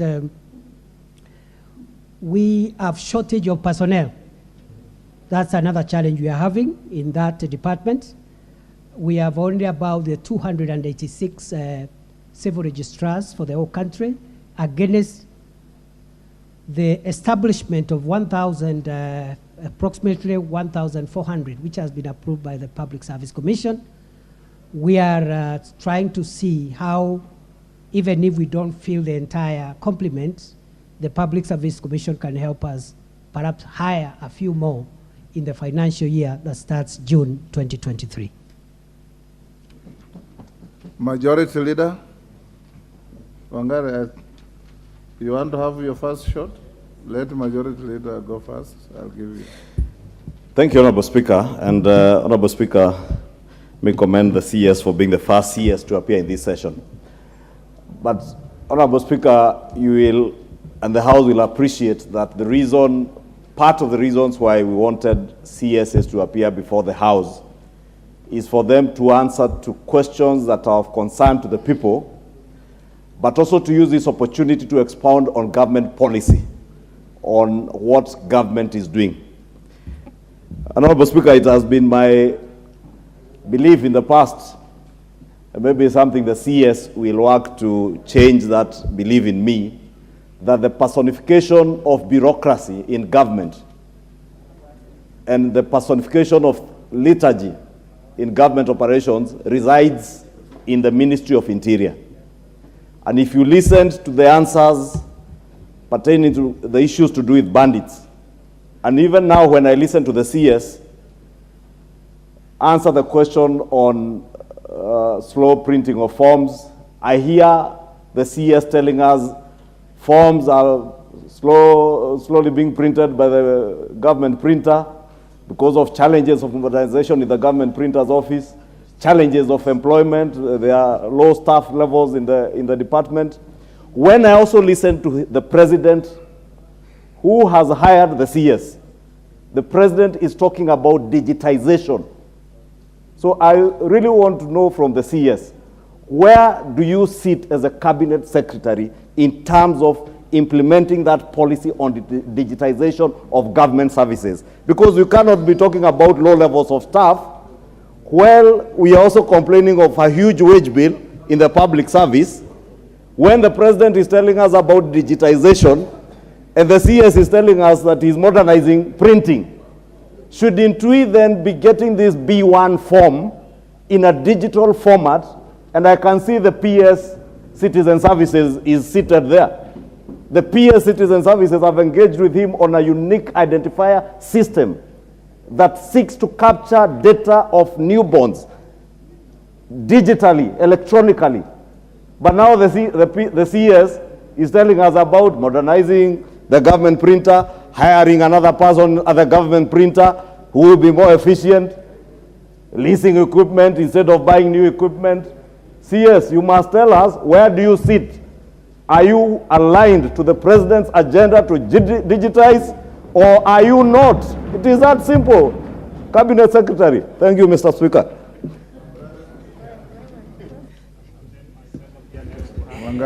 Thank you, Mr. Speaker. I was hoping that this would be a softer question because it has no guns, but I can see the guns are already coming out. But I want to just also thank the CS, congratulate him for being the first one in this very unique arrangement where we get answers firsthand instead of what we used to go about last parliament, 11th parliament, chairs who had no substantial answers. I have listened to the CS very carefully, and Mr. Speaker, this small matter of birth registration may look small, but the inconveniences it gets to people and to the public at large are huge. You want to take your child to grade 1 to register for NEMIS, you need a birth certificate. You want to get a passport, you will need a birth certificate. So, Mr. Speaker, I am actually perturbed to hear the CS say that he has written letters to the government printer, who is also anchored under the same ministry. I do not have the advantage of their nexus, so I will not speak to the letters. But my question is, follow-up question is, what are the timelines that we are looking at? And the reason I ask that, Mr. Speaker, is because shortages with birth registration, with death registration, shortages with IDs, printing materials are treated as normal. So my first question is, how does the civil registration services sit in the ministry in terms of budget allocation, in terms of autonomy, in terms of being able to run these services, Mr. Speaker? Number two, supplementary. Mr. Speaker, this is my question and you did very badly with that. Thank you, Mr. Speaker. I'll try to be very quick. The other one is the fact that the annexure between the Linda Mama parents, Mr. Speaker, and Linda Mama women. I am a practicing mother. I have given birth in the not so long past, Mr. Speaker. And I can tell you, whether you give birth in a public... Being a mother is a practice? Yeah, it's practicing. It's still ongoing. It's still ongoing, Mr. Speaker. But I'm just confirming, because I have gone through it, I know whether you give birth in the public hospitals or the private hospitals, you must be issued with that short pink paper that is called a notification, Mr. Speaker. That notification, you can use it in 6 months. But hospitals and scrupulous hospitals, Mr. Speaker, are detaining mothers so that they are there for longer, so that the bills accumulate to pay. But that pink paper, even for home deliveries, Mr. Speaker, is gotten from the B1 paper that I'm asking about. So that is their nexture with the Linda Mama. And finally, Mr. Speaker, last Parliament, I brought a motion here. It was overwhelmingly approved because many members, including Muhaya MP, the Northern Kenya, Mr. Speaker, do not have civil registration centers. So we requested, and this House passed, that we establish in every sub-county a civil registration center. So I'll be very keen to know what is the progress on that motion, even as we implement, Mr. Speaker, or does it have to wait longer? Thank you, Mr. Speaker. Mayaka.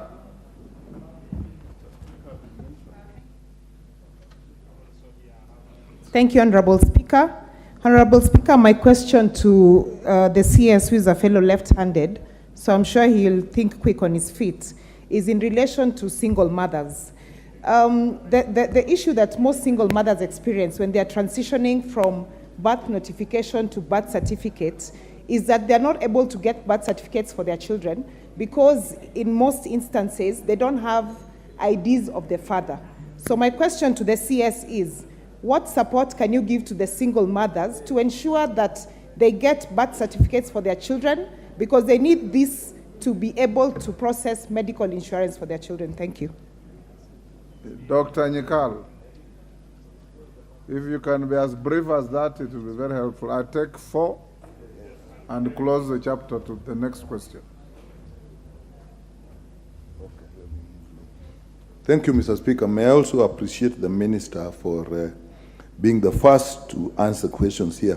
Mr. Minister, the question was the Cabinet to explain why mothers in public hospitals, then especially Mama Linda, you therefore, okay, Linda Mama.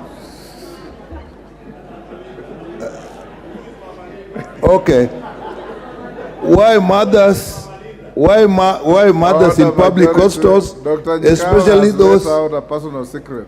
Yes. Why those on Linda Mama program are delayed? The implication of the question, Mr. Speaker, is that actually in private hospitals, this is not a problem. And those mothers who are also paying directly is not a problem. This is not in line with the minister's answer, which is that there is a shortage of forms at the printing level. If the problem was at printing level, then obviously this should affect all mothers, whether private, whether Linda Mama. So that's what is the issue there. And also, the number of children that are born annually is a factor that is publicly known. It's about between 1.5, around 1.5 million. And the minister is saying he needs information on this number. So if that's not satisfactory, can we have clarification on those 2 points, Mr. Speaker? Thank you. Dr. Bukose. If you ask just one question, Mr. Yes. Speaker. Thank you, Honorable Speaker. And I want to thank the Cabinet Secretary and congratulate him for being the first. Mr. Speaker, CS, my question is about the Huduma number, Huduma cards, Huduma number. What happened to them? Because at one time, a lot of colossal sums of money were used to procure the Huduma number. Is it still there? What happened to it? Thank you. Mary Emase.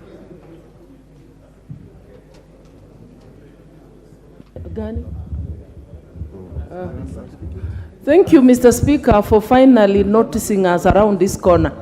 Mr. Speaker, I want to emphasize on the issue of decentralizing issuance of birth certificates. Mr. Speaker, it is a very serious issue. My mothers go to another sub-county to look for birth certificates. And sometimes they are told those forms are not there. They have to travel so many kilometers severally. So I just want to emphasize that there is need to have a center in every sub-county. And Mr. Speaker, speaking of security, because I do not have time to ask, I just want to add one. That sometimes we even use our assistant chiefs and chiefs actually to collect those birth certificates, take them to the center. And I want to just request the CS kindly. Across the country, we have administrative units where the chiefs or assistant chiefs have passed on or have retired. They have not been replaced. A number of administrative units, like even divisions like in Teso South, were created. They have not yet been operationalized. Kindly, can you do something about it? Because they play a critical role in security. They help us with the birth certificates. They help us in even acquiring IDs. If there is no assistant chief or a chief to do the vetting, then our people are not getting these very necessary services on time. Thank you, Mr. Speaker, for this opportunity. Now you have resorted to raising your hands like in a classroom.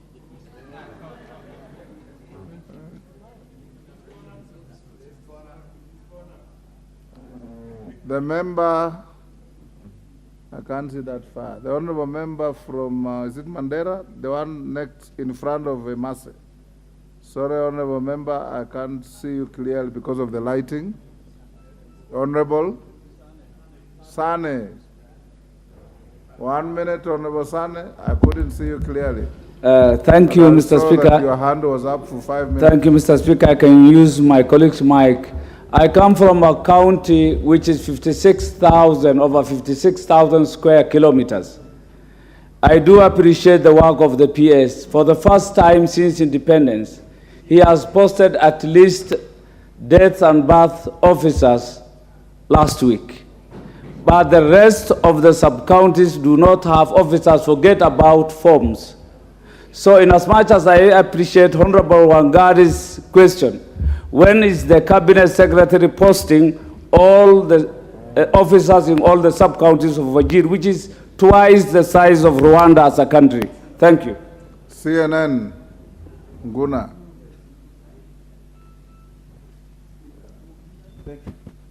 One question. Thank you, Speaker. Speaker, some members here are very lucky. I am talking of the new constituencies which were created in 2013. In my constituency, Mwingi West, there is no single registration center on this. What is the ministry doing to ensure that these constituencies, at least members don't have to go to other constituencies to access the same service? Thank you. Minister, you may answer those, and just before you do that, allow me, in case we have held these students for too long, we acknowledge the presence of students from Mamangina Senior School in Kikuyu, Kiambu. They are in the public gallery, and in the speaker's gallery we have St. Albert the Great, Siakago Boys High School, Mbere North in Embu. You are welcome to the House of Parliament. Minister Hall, I give a member for Lamu East. And who is out of order, Madam Chelule, to run across the floor with your hand raised? Asante Bwana Spika kunipatia nafasi. Nami ni muulize waziri ana mipango gani kwa wakazi wanaoishi mbali na ambapo hawana maofisa wala hawana hizo ofisi. Mtu kama wa Kiunga inamgharimu shilingi 4,000 kutoka Ishakani mpaka Kiunga shilingi 300, Kiunga Tumkokoni ndio upande boat ni shilingi 700, boat ya Mirao ukipanda from Mkokoni kufika Mokoya ambao kuna ofisi ni shilingi 3,000. Njia moja ni 4,000 kurudi, 4,000, 8,000 kwenda kutafuta birth certificate. Sehemu kama hizo una mipango gani ambao hazina hizo ofisi? Paka tuje maeneo bunge mengine ndo tutafute hizo huduma. Asante Bwana Speaker. Let's have the answers now. Minister. Thank you, Honorable Speaker. Honorable Speaker, one of the priorities for us as a ministry is institutional reforms within the security sector, immigration, citizen services, prisons, correctional services. As I began by saying earlier this afternoon, Honorable Speaker, we admit that the rate at which and the efficiency at which government services are being rendered is not satisfactory, and therefore we have considered that institutional reform, organizational culture change is a priority for all the departments within our ministry. I therefore want to accept the critical sentiments that have been raised about our performance, and we are working very hard to make sure that we do better. And going forward, this administration will be more than happy to report progress made on each and every sector. We have instituted baseline surveys for each and every service that we are offering, so that every 3-6 months we can be able to track progress. Having said so, Honorable Speaker, the Leader of Majority did ask whether we are remaining with the printing of documents or we are going digital. Honorable Speaker, the policy of government is to digitize all the services that it offers. I can report, as we speak, 5,771 services are partially digitized, out of which 3,293 services across government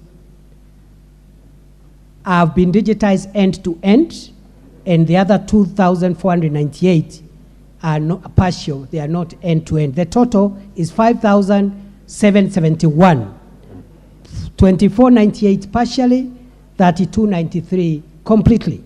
So that is the policy. Digitization, Honorable Speaker, will come with its challenges, but it's a decision this government has taken to proceed that way. However, Honorable Speaker, that does not take the words that I spoke earlier, that still, as we wait towards complete digitization, we must continue producing and giving services, because our mothers are still giving birth as we speak, as we wait for this process to be consummated completely. And therefore, we are intended to make sure we satisfy the demand. I want to assure members will make progress. The Honorable Member for Gilgil asked for timelines. On 27th of March this year, which is 3 weeks ago, we initiated a rapid response initiative at the CRS, and therefore we're expecting 90 days. That issue of shortage to be addressed, even as we wait for digitization, as well as the issue of equipment modernization. Honorable Speaker, a question has been raised on remote and far-flung areas. The example given by the member for Lamu East. I'll be visiting Lamu East next week for 2 days, and I think as the example the member has given is an urgent priority, and I think we should be able to open a registration center in Kiunga as a matter of priority, because the need as described here is quite unique comparing to other parts of the country. I want to commit to the member and to the House that we're going to open a registration center there. Honorable Speaker, also, even as we continue with the digitization, we will still need registration centers.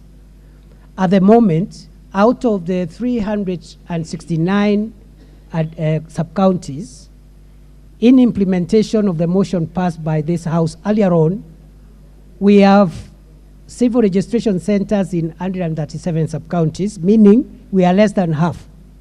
But we are continuing to open new ones on a needs basis. My PS for Citizen Services, I sent him to open one in Kajiado 1 month ago, And I think he's opening another one in Kobo, I think in a month's time. And this will be resolved as we continue to make sure that every sub-county has a civil registry. Honorable Speaker, also,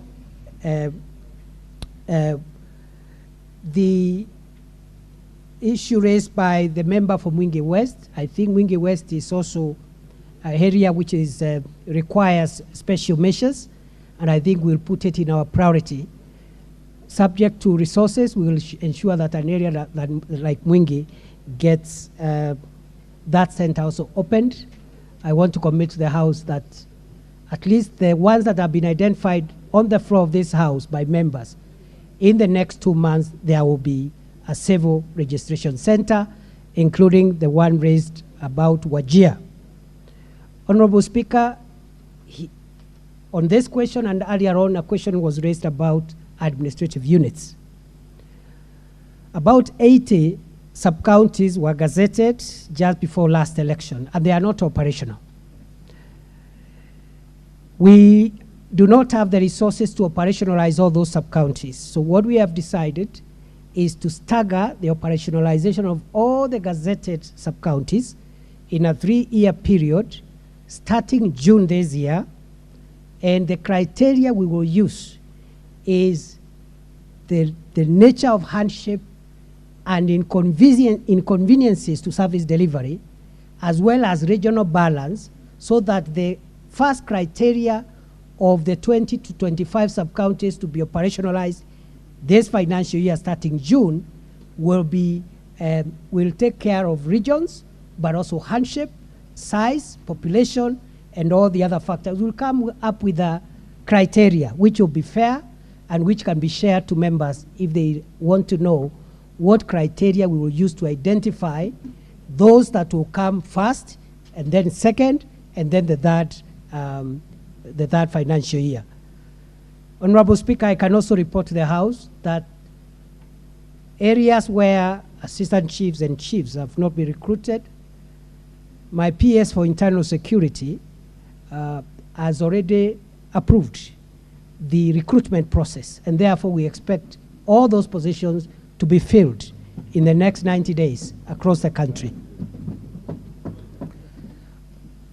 Honorable Speaker, then I think again a question was asked between technology and what we are doing in the old fashion. Going forward, before cabinet is a policy brief, is a cabinet brief which is under consideration on the UPI, the Universal Personal Identifier. And I think in the next 1 or 2 weeks it will be disposed of, so that we migrate, we converge 2 things. One, that every child in Kenya gets a universal personal identifier at birth, which becomes their number in school, their whatever number they require. And when they are 18, that number is the ID number. Then at the same time and in parallel, another universal personal identifier for adults who are getting IDs. So you have a universal personal identifier at birth, and for the existing, because that one, by the time the first adult will use the UPI, it will be 18 years from when we commence. But in the meantime, we are migrating, we are considering, subject to approval by cabinet, migrating the current ID we have into a 4th generation ID, which is the UPI for adults, which of course will take away the question of Huduma number, which was not solving the kind of problems that we intend to solve. Thank you, Mr. Speaker. Minister, about single mothers who cannot produce the fathers of the children's IDs. Honorable Speaker, it is no longer a requirement of the law for a registration of a child to include both parents. It is not a requirement. It is now possible to register one parent if you are a one-parent child. Thank you, Mr. Speaker. Thank you, Minister.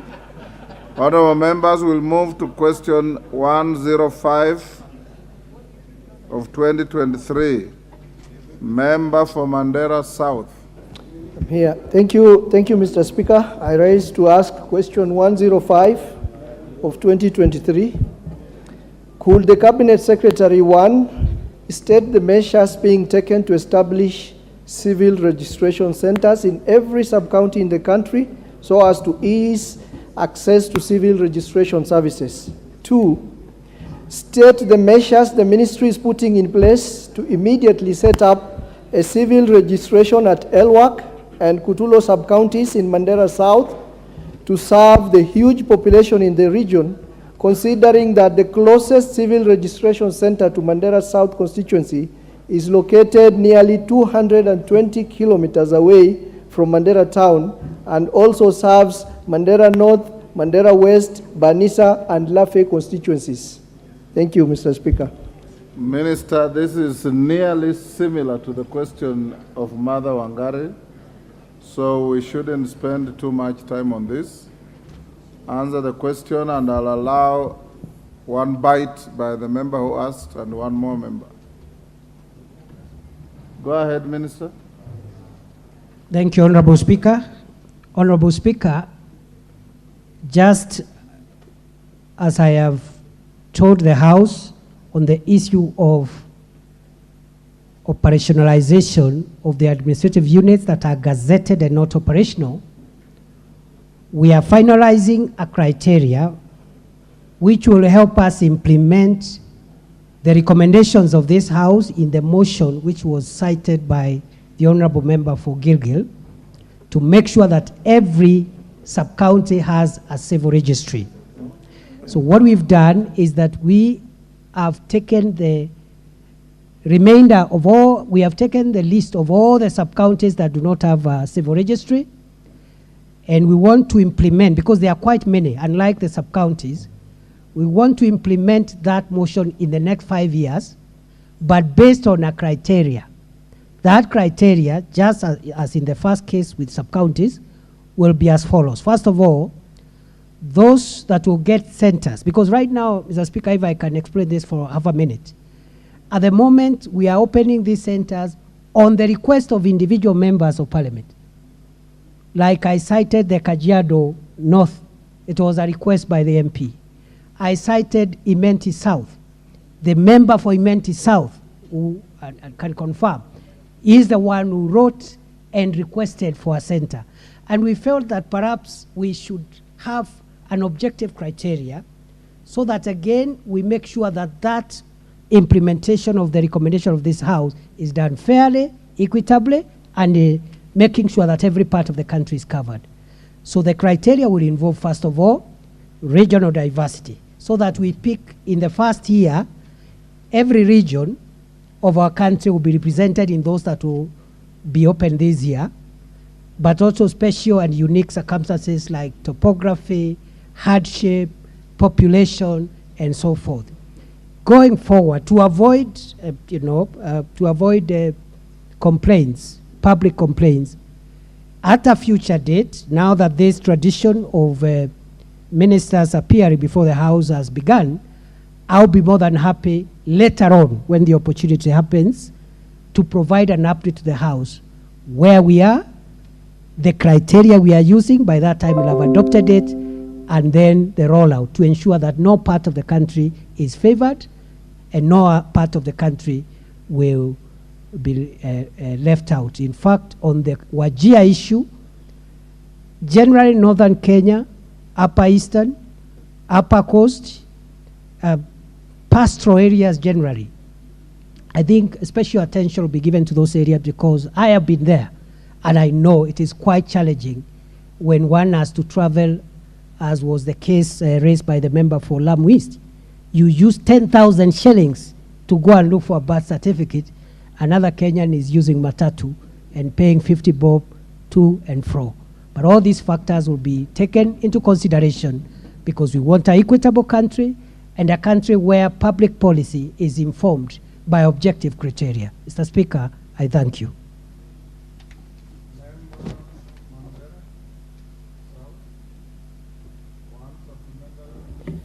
Thank you, Mr. Speaker, sir. And I thank the Minister for the answer. Probably most of the answers that I would have wanted had been preempted in the previous question. I feel the same. Yeah. So, but I will say, first of all, we have dwelled so much on birth certificates, but a functioning civil registration center and service actually has three very important events. That is registration of births, registration of marriages, and also registration of deaths. And even if we go digital, Mr. Speaker, sir, even if we go digital, you know, registration alone is not enough, because the civil registration service has to provide the certificate as a proof of that registration. And that is why we are asking for physical facility and officers who would be in those centers. To put what I'm, particularly in my constituency, when I mentioned Elwak and I mentioned Kutulo, those are two sub-counties in one constituency, vastly, you know, spread apart. Mandera town, where the civil registration center is, the only civil registration center we have in Mandera County, is 220 kilometers from Elwak. And I'm sure the cabinet secretary knows the problems that are there traveling between Elwak and Mandera, especially with the menace from those bad guys from across the border. That road has been a very risky road, especially when you are traveling between Elwak and Mandera, and also between Kutulo and Elwak. So you travel 220 kilometers, and the only bus... Honorable member, you are now making a speech. Okay, the only bus that you use for transport between two is the bus that comes from Nairobi. That's what you wait for, so that you can hike it to Mandera.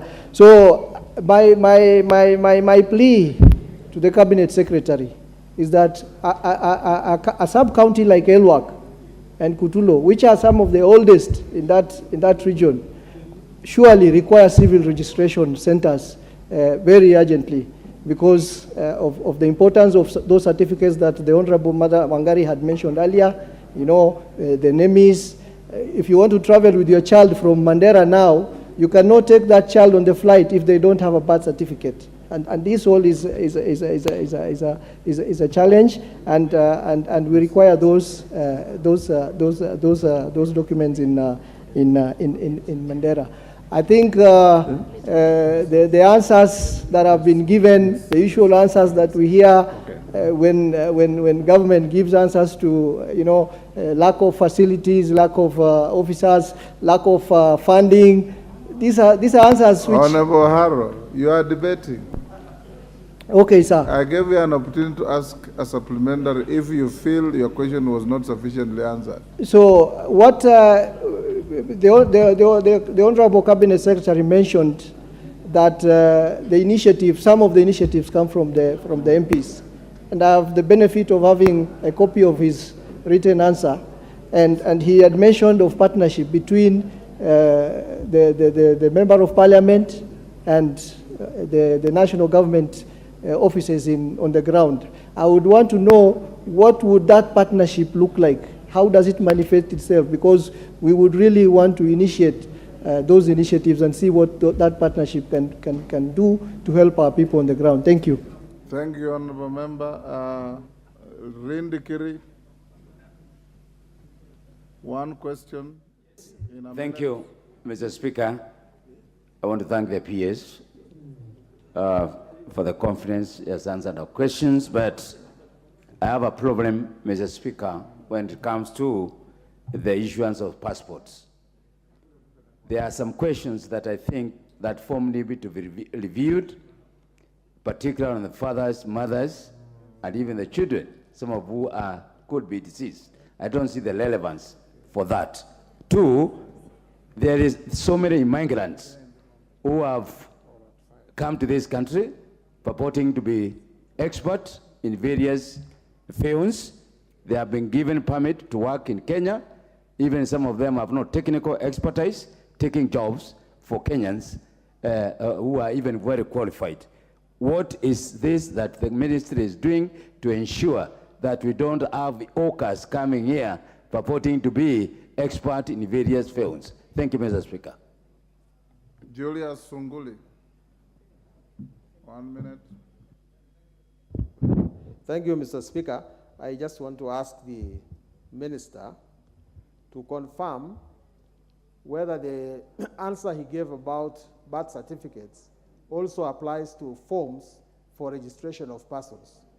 Because as far as Kilgoris is concerned, there has been no registration, fresh registrations of persons for nearly 6 months now, and the reason being that there are no forms. What is the Minister going to do to ensure that those forms are available? And attached to that, Mr. Speaker, if the Minister could confirm, could explain what he means by operationalizing new administrative areas when in fact it is members of parliament through CDF who build these facilities. All he does is to post people there. And could he remove Kilgoris from, Transmara West district from those districts that require vetting because we do not border any international, we don't have an international border. Thank you, Mr. Speaker. Member for Kilome.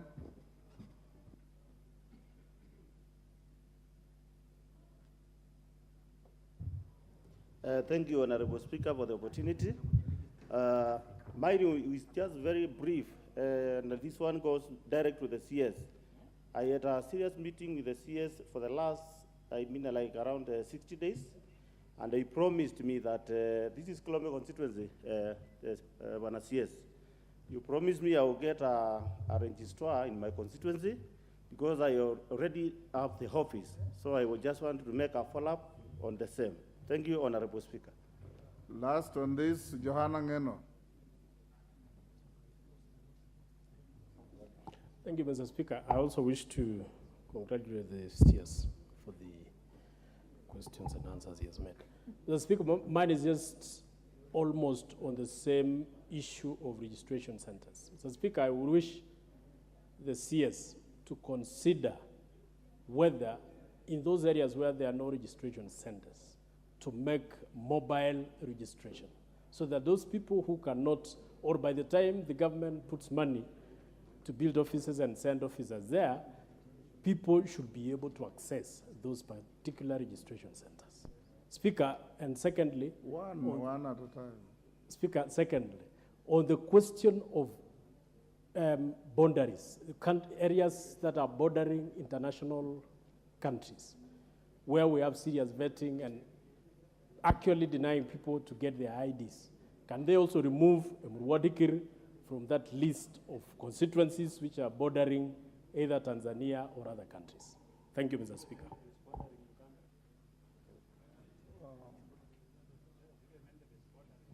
Can we stop here on this question, members?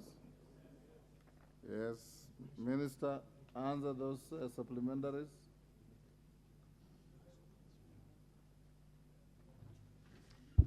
Sorry, Honorable Speaker. Honorable Speaker, on the last issue, which has been raised by a member for Murodikil and another member earlier on,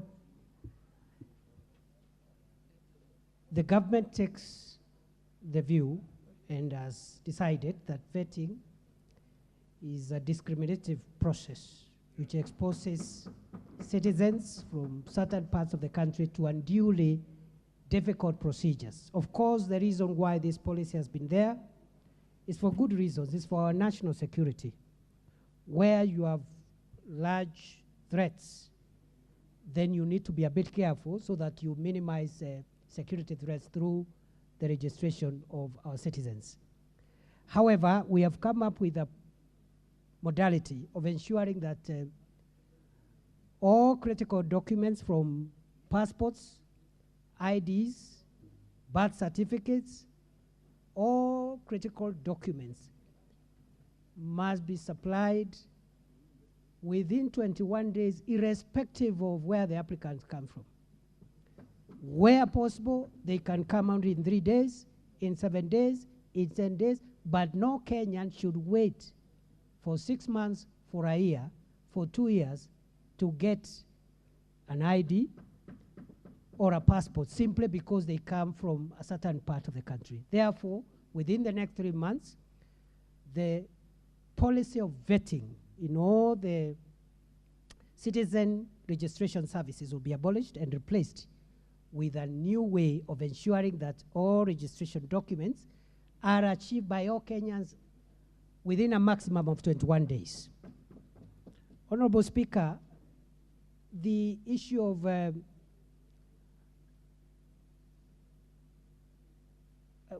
vetting, actually, I was in Moyale, and I came across Kenyan youths who had been waiting for IDs for 3 years and 2 months.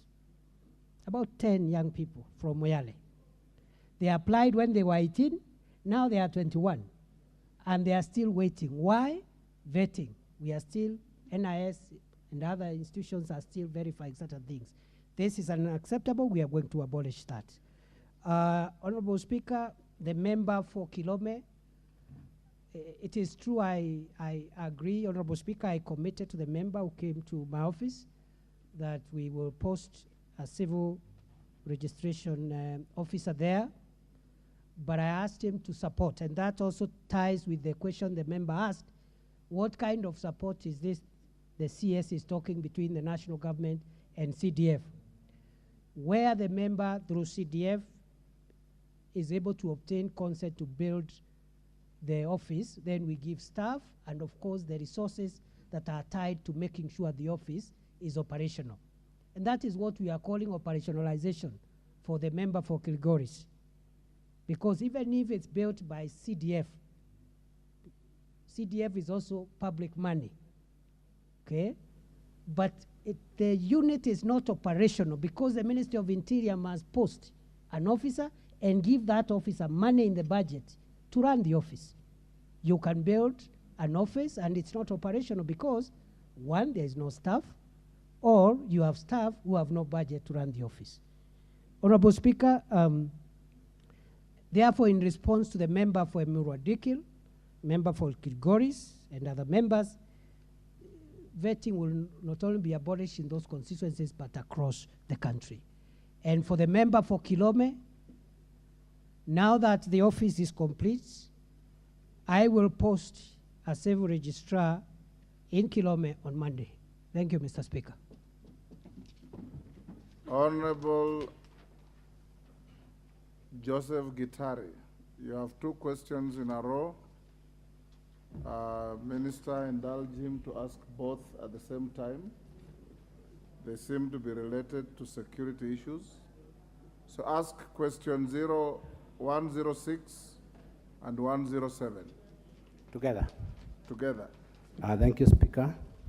I wish to ask question 106 of 2023, where I'm asking the Cabinet Secretary. Minister, note that there are 2 questions coming at the same time. Number 1, clarify whether occurrence book numbers OB number 10-11-01-2022 at 18:05 hours and 07/9/05/2022 at 11:25 hours reported at Kagumo Police Station, and OB number 14/24/9/2022 and OB number 09/10/12/2021 reported at Kavonge Police Post in the name of one Laban Rukenya Munene related to the same person. Number 2, explain under what circumstances did the above mentioned person, with all the 4 entries in the occurrence book, has only been arrested once and failed to attend court for case number 3356/22, despite having a warrant of arrest in his name.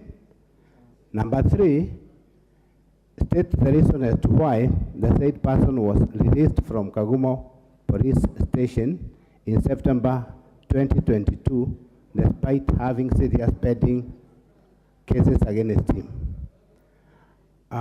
Mr. Speaker, I also want to ask question 107, 2023, whereby I'm asking the Cabinet Secretary to explain the measures the Ministry has instituted to address the emergence of criminal gangs and groups with terror rings or affiliated to terror groups in the country, including actions being taken against those that are facilitating with links or sponsoring such groups.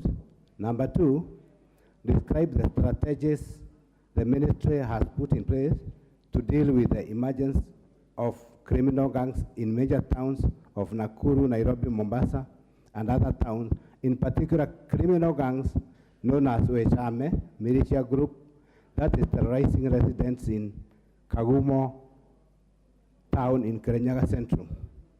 Number three, explain the security measure that the minister has put in place to address rampant insecurity incidences in Kerugoya town, especially along Medingaere Road and Kemore area. I submit. Minister, I think those are related questions from the same area, and we can be done in 20 minutes on this. Thank you, Honorable Speaker. Honorable Speaker, the question raised by the member for Kerugoya Central regarding the suspect Laban Rukenya Munene, I would like to respond as follows. That yes, the four entries to the OB at Kagumo Police Post and Kabonde Police Post relate to one person, namely Laban Rukenya Munene. This is a suspect of crime who is awaiting prosecution before the Baricho law courts and is accused of stealing on various dates. He stole from a victim called Mary Karua Nagashoki, twice actually. On a third occasion, the same Rukenya, the same Munene stole from a Mr. John Rukenya, and on another occasion he stole from a Miss Jemima Wangeshi. The suspect was arrested on 3rd of April 2022 and arraigned before the Baricho Law Court under criminal case number 356 of 2022. However, the suspect was released by court on bail. The suspect subsequently jumped bail and is on the run. And the government and the prosecution and security agencies have no control over who the court gives bail or not. So the prosecution tried to oppose the granting of bail, but the court ruled against the prosecution. The bail was granted, and when the suspect was admitted to bail, he jumped bail and is now on the run. The prosecution went back to court and obtained a warrant of arrest, and we are still looking for this suspect. The security agencies are yet to track him down, but I want to assure the member for Kirinyaga Central and the House that criminal investigations, criminal matters are never closed, and therefore we are actively looking for these suspects with a view to arresting them in line with the arrest warrants in our possession, and also to produce them in court for prosecution.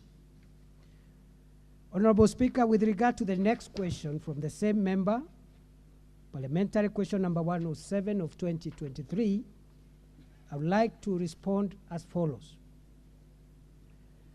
That sometimes at the middle of last year, there was an increasing incidents. There were increasing incidents of urban crime.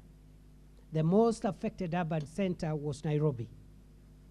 And by the time this administration was sworn into office, around mid-September, there was a huge crisis in this city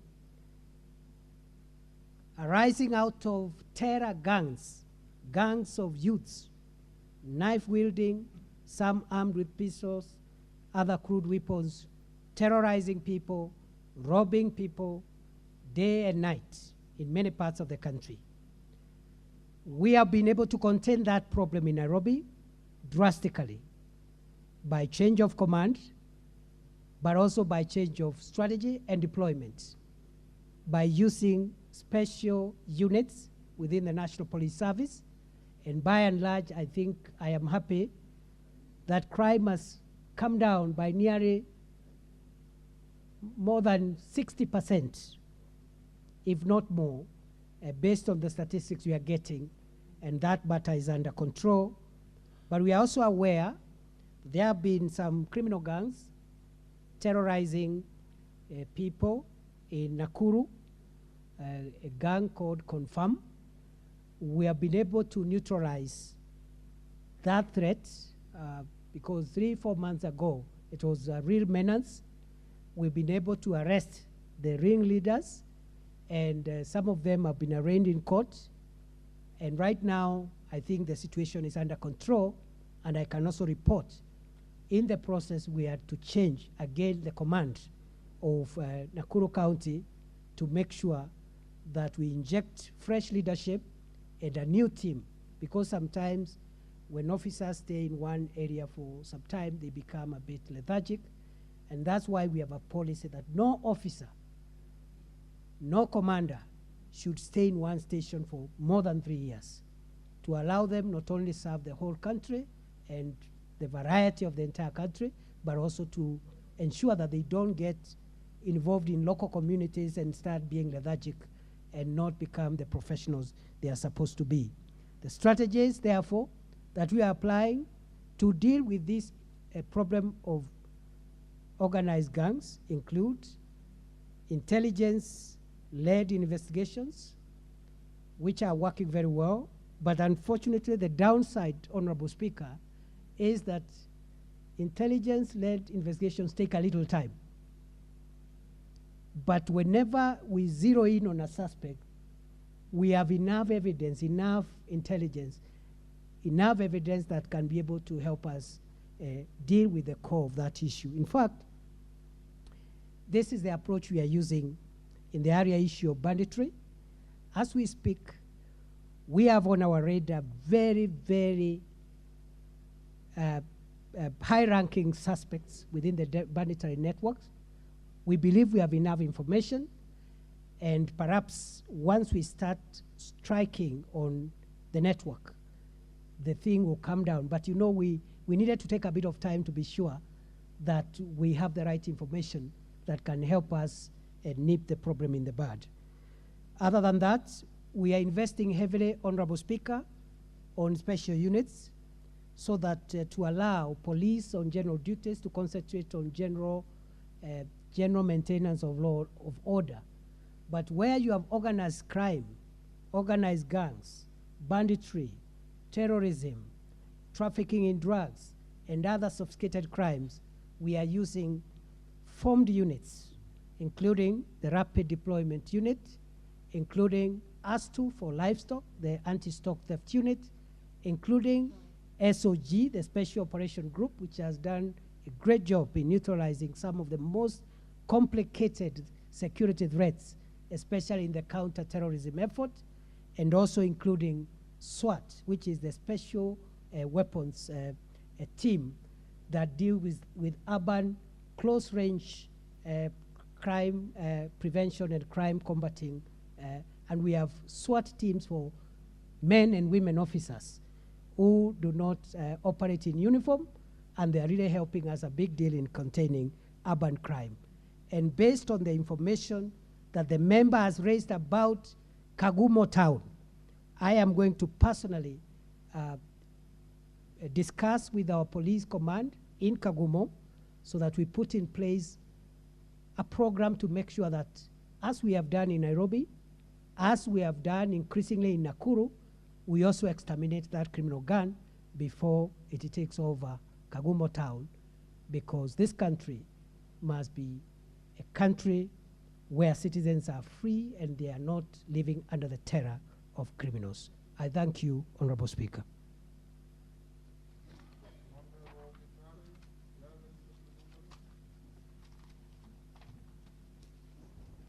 Thank you, Mr. Speaker. Thank you, CS, for the elaborate answer for the two questions. Mr. Speaker, this question came a while back, and I want to confirm to the CS that after this issue came, when it was mentioned here in Parliament, the guy, Laban, has already been arrested, and Kangware people are happy. He has been arrested. He was arrested on Monday. That is Easter Monday. So the court will deal with that case. On the other issue, I want to commend the CS, Mr. Speaker, because I went to his office personally, and we discussed issues about Kagumo, and so far, the OCS who had overstayed has so far left the station, and even the OCS for another area in Kanyekine called Mutito, who has also left. On the other question, there were a number of series, as the CS is saying, there were serious criminals, especially in the Kagumo area. They were breaking into businesses, and this was immediately after the elections. But I want to confirm that this has so far gone down, and we are happy with the work we are doing, Bwana CS. I don't have any other question. I thank you. Yes, those are just comments. Kikaria.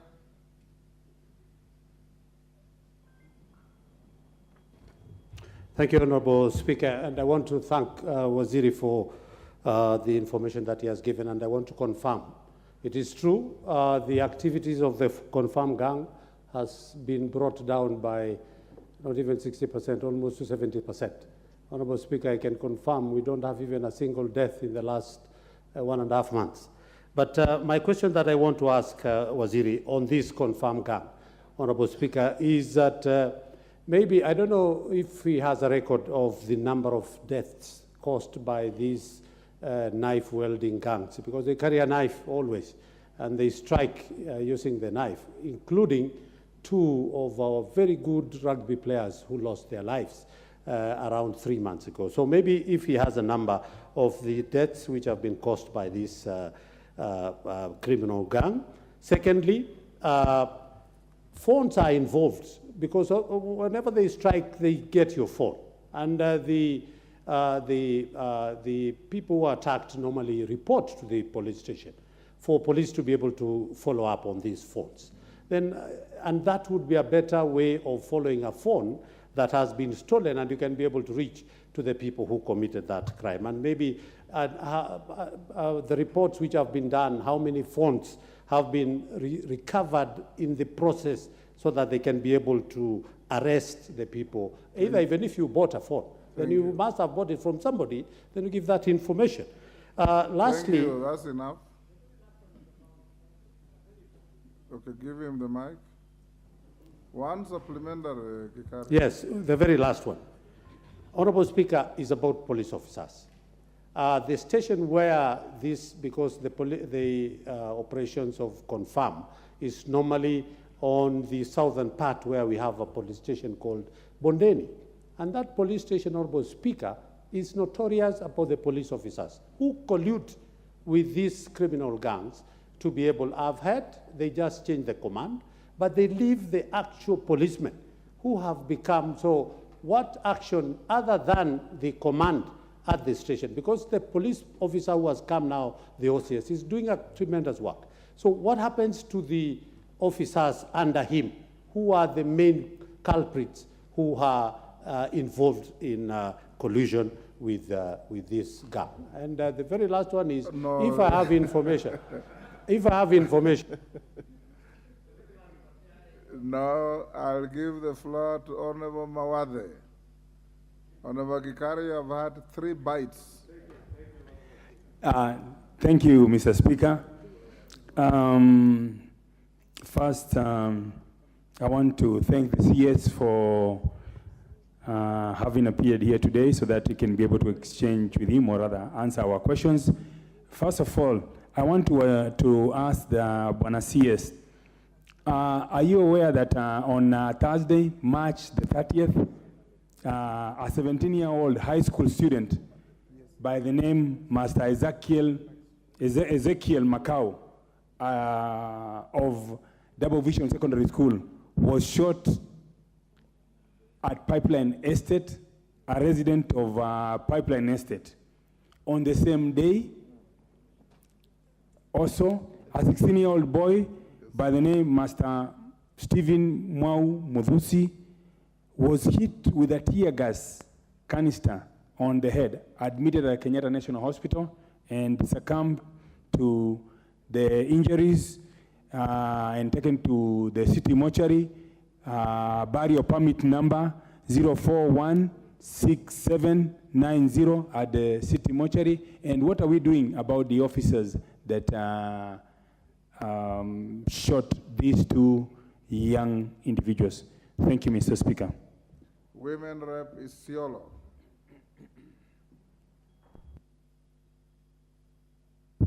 Thank you, Mr. Speaker. Mine is a very specific question that concerns the commitments made by the Cabinet Secretary during his visit to Isiolo County on matters in security.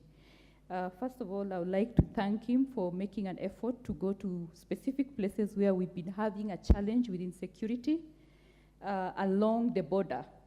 That is Garissa, Wajir, and Samburu area, where it's becoming a security hotspot.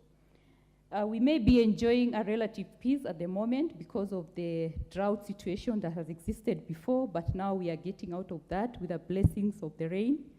Most expected scenario will be, there will be hate.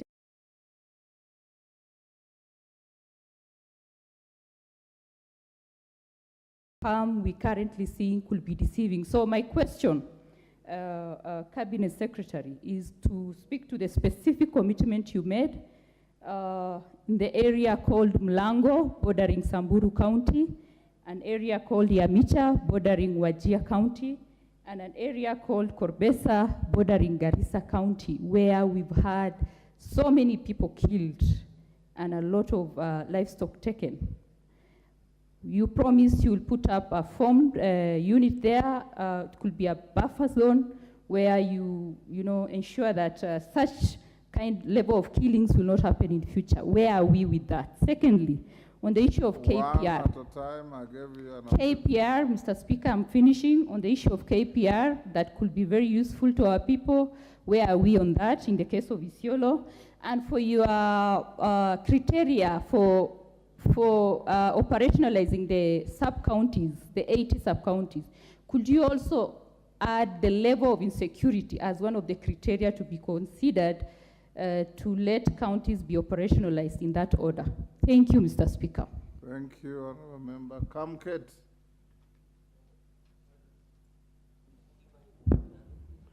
Mr. Speaker, thank you. Mr. Speaker, I believe, Mr. Speaker, that the appearance of the CS today in Parliament should be the beginning of our return constitutionally to the old system where Cabinet Secretaries are members of Parliament.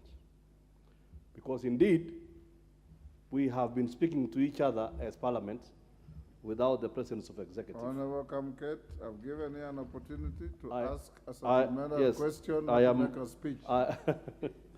Mr. Speaker, thank you. Yes. Mr. Speaker, you will indulge me because earlier on, some issues were raised about even my constituency. But I would like to ask the Cabinet Secretary, number one, could the Cabinet Secretary consider reviewing the curfew orders to exclude trading centers that are, in order not to lose the largely peaceful populations, the trading centers in my constituency?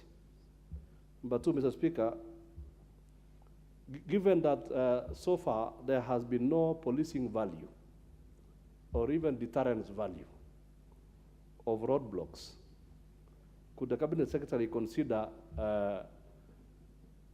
reducing the roadblocks to make them as friendly as possible, so as not to marginalize further the marginalized constituency of Tiaty? And finally, Mr. Speaker, I would like to take this floor to invite the Cabinet Secretary very politely to Tiaty. I have seen him looking at Tiaty from binoculars in some instances. I would like to invite him and take a visit, and perhaps he will come back with a better view of that marginalized constituency. There are, finally, sorry, Speaker, there are some gazetted administrative units, and there are others which we have proposed in order to bring government as close to the people as possible.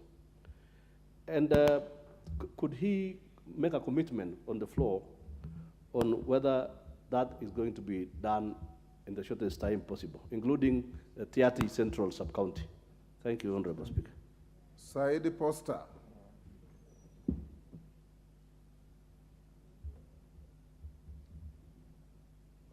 Give the mic to member for Galole. Thank you, Speaker. Speaker, Tana River leaders had a meeting with the CS about 2 months ago. And in that meeting, the CS promised to give NPR from Tana River guns. But we have not seen those guns up to now. I want the CS to tell us when we are getting those guns. Tana River borders Lamu, and you know Lamu is a very volatile area in terms of security issues. So when are we getting those guns for our NPR? Thank you. Thank you. Honorable Zamzam. Asante sana Bwana Spika. Mimi nina swali kwa waziri. Kwanza nikupongeze kuja leo bungeni kutusikiza. Na swali langu linaenda hivi: ikiwa sisi kina mama tunazalia watoto wetu hospitalini, kisha tunapewa ile notification, na kisha baada ya hapo kupata birth certificate ya mtoto inakuwa ni shida. Mimi nauliza, kwa nini usitufanyie wepesi pale pale hospitali, iwe mtoto akizaliwa anamaliziwa pale pale anapata birth certificate hospitali? Na kisha nikiangalia upande wa Pwani tunapata shida sana kupata certificate, na sisi tumekuwa marginalized muda mrefu. Mimi nataka niulize, kwa nini nakuwa Mpwani ama yule wa North Eastern anaambiwa lazima alete birth certificate ya babu, ya nyanya, ya nani, wakati ni Mkenya, pengine wale wazazi walikuwa ama babu walikuwa hana hiyo. Hiyo imetusumbua sana katika Pwani, na tunauliza kama waziri utasaidia vipi wakazi wa Pwani na kina mama kwenye birth certificate? Asante sana. Mama Zamzam, hilo swali tulimalizana nalo zamani sana. Sasa tuko na swali la mageng ya uhalifu. Mupe, ilikuwa inakuasha? Hilo swali limenuasha kwa sababu ndio utata ulioko ndani ya Pwani, kwa hiyo sikupata mwanya, nimepitilizia hapo. Asante Bwana Spika. Asante mami. Yes, Honorable.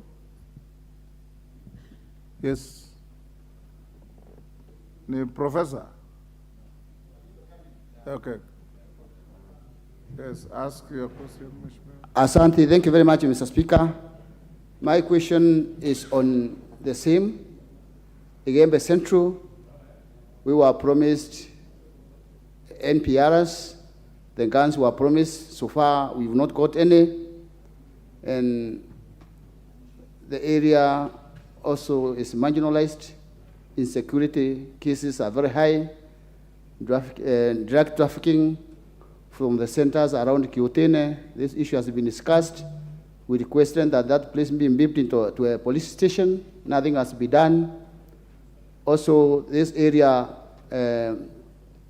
where there is a lot of insecurity, where we requested for the GSU camp, we have not received the results or the report. Could the minister please respond on that and advise the way forward? Thank you, Mr. Speaker. Thank you, Honourable Member. Last question of the day, Edith Nyenze. Gikaria, what is out of order?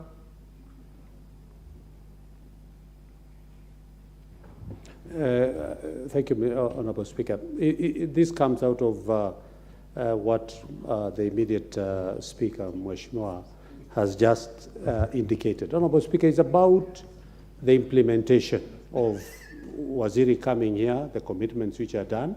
I had intended to ask towards the end, but that is yours, so that you can give us direction, Honourable Speaker, is that the Committee on Implementation is the one that takes up these matters once a commitment has been done. And I don't know whether we have any members of the Committee on Implementation, for them to be able to be picking up what the minister is committing to do, like what you have just said, that it was promised and it was never done. So that is a work of a committee. Gikaria, I'm only asking. I'm sorry. Something untenable. That is why we have Hansard, and that's why we have these officers sitting in front of the Speaker. Yes. Edith Nyenze, what is out of order?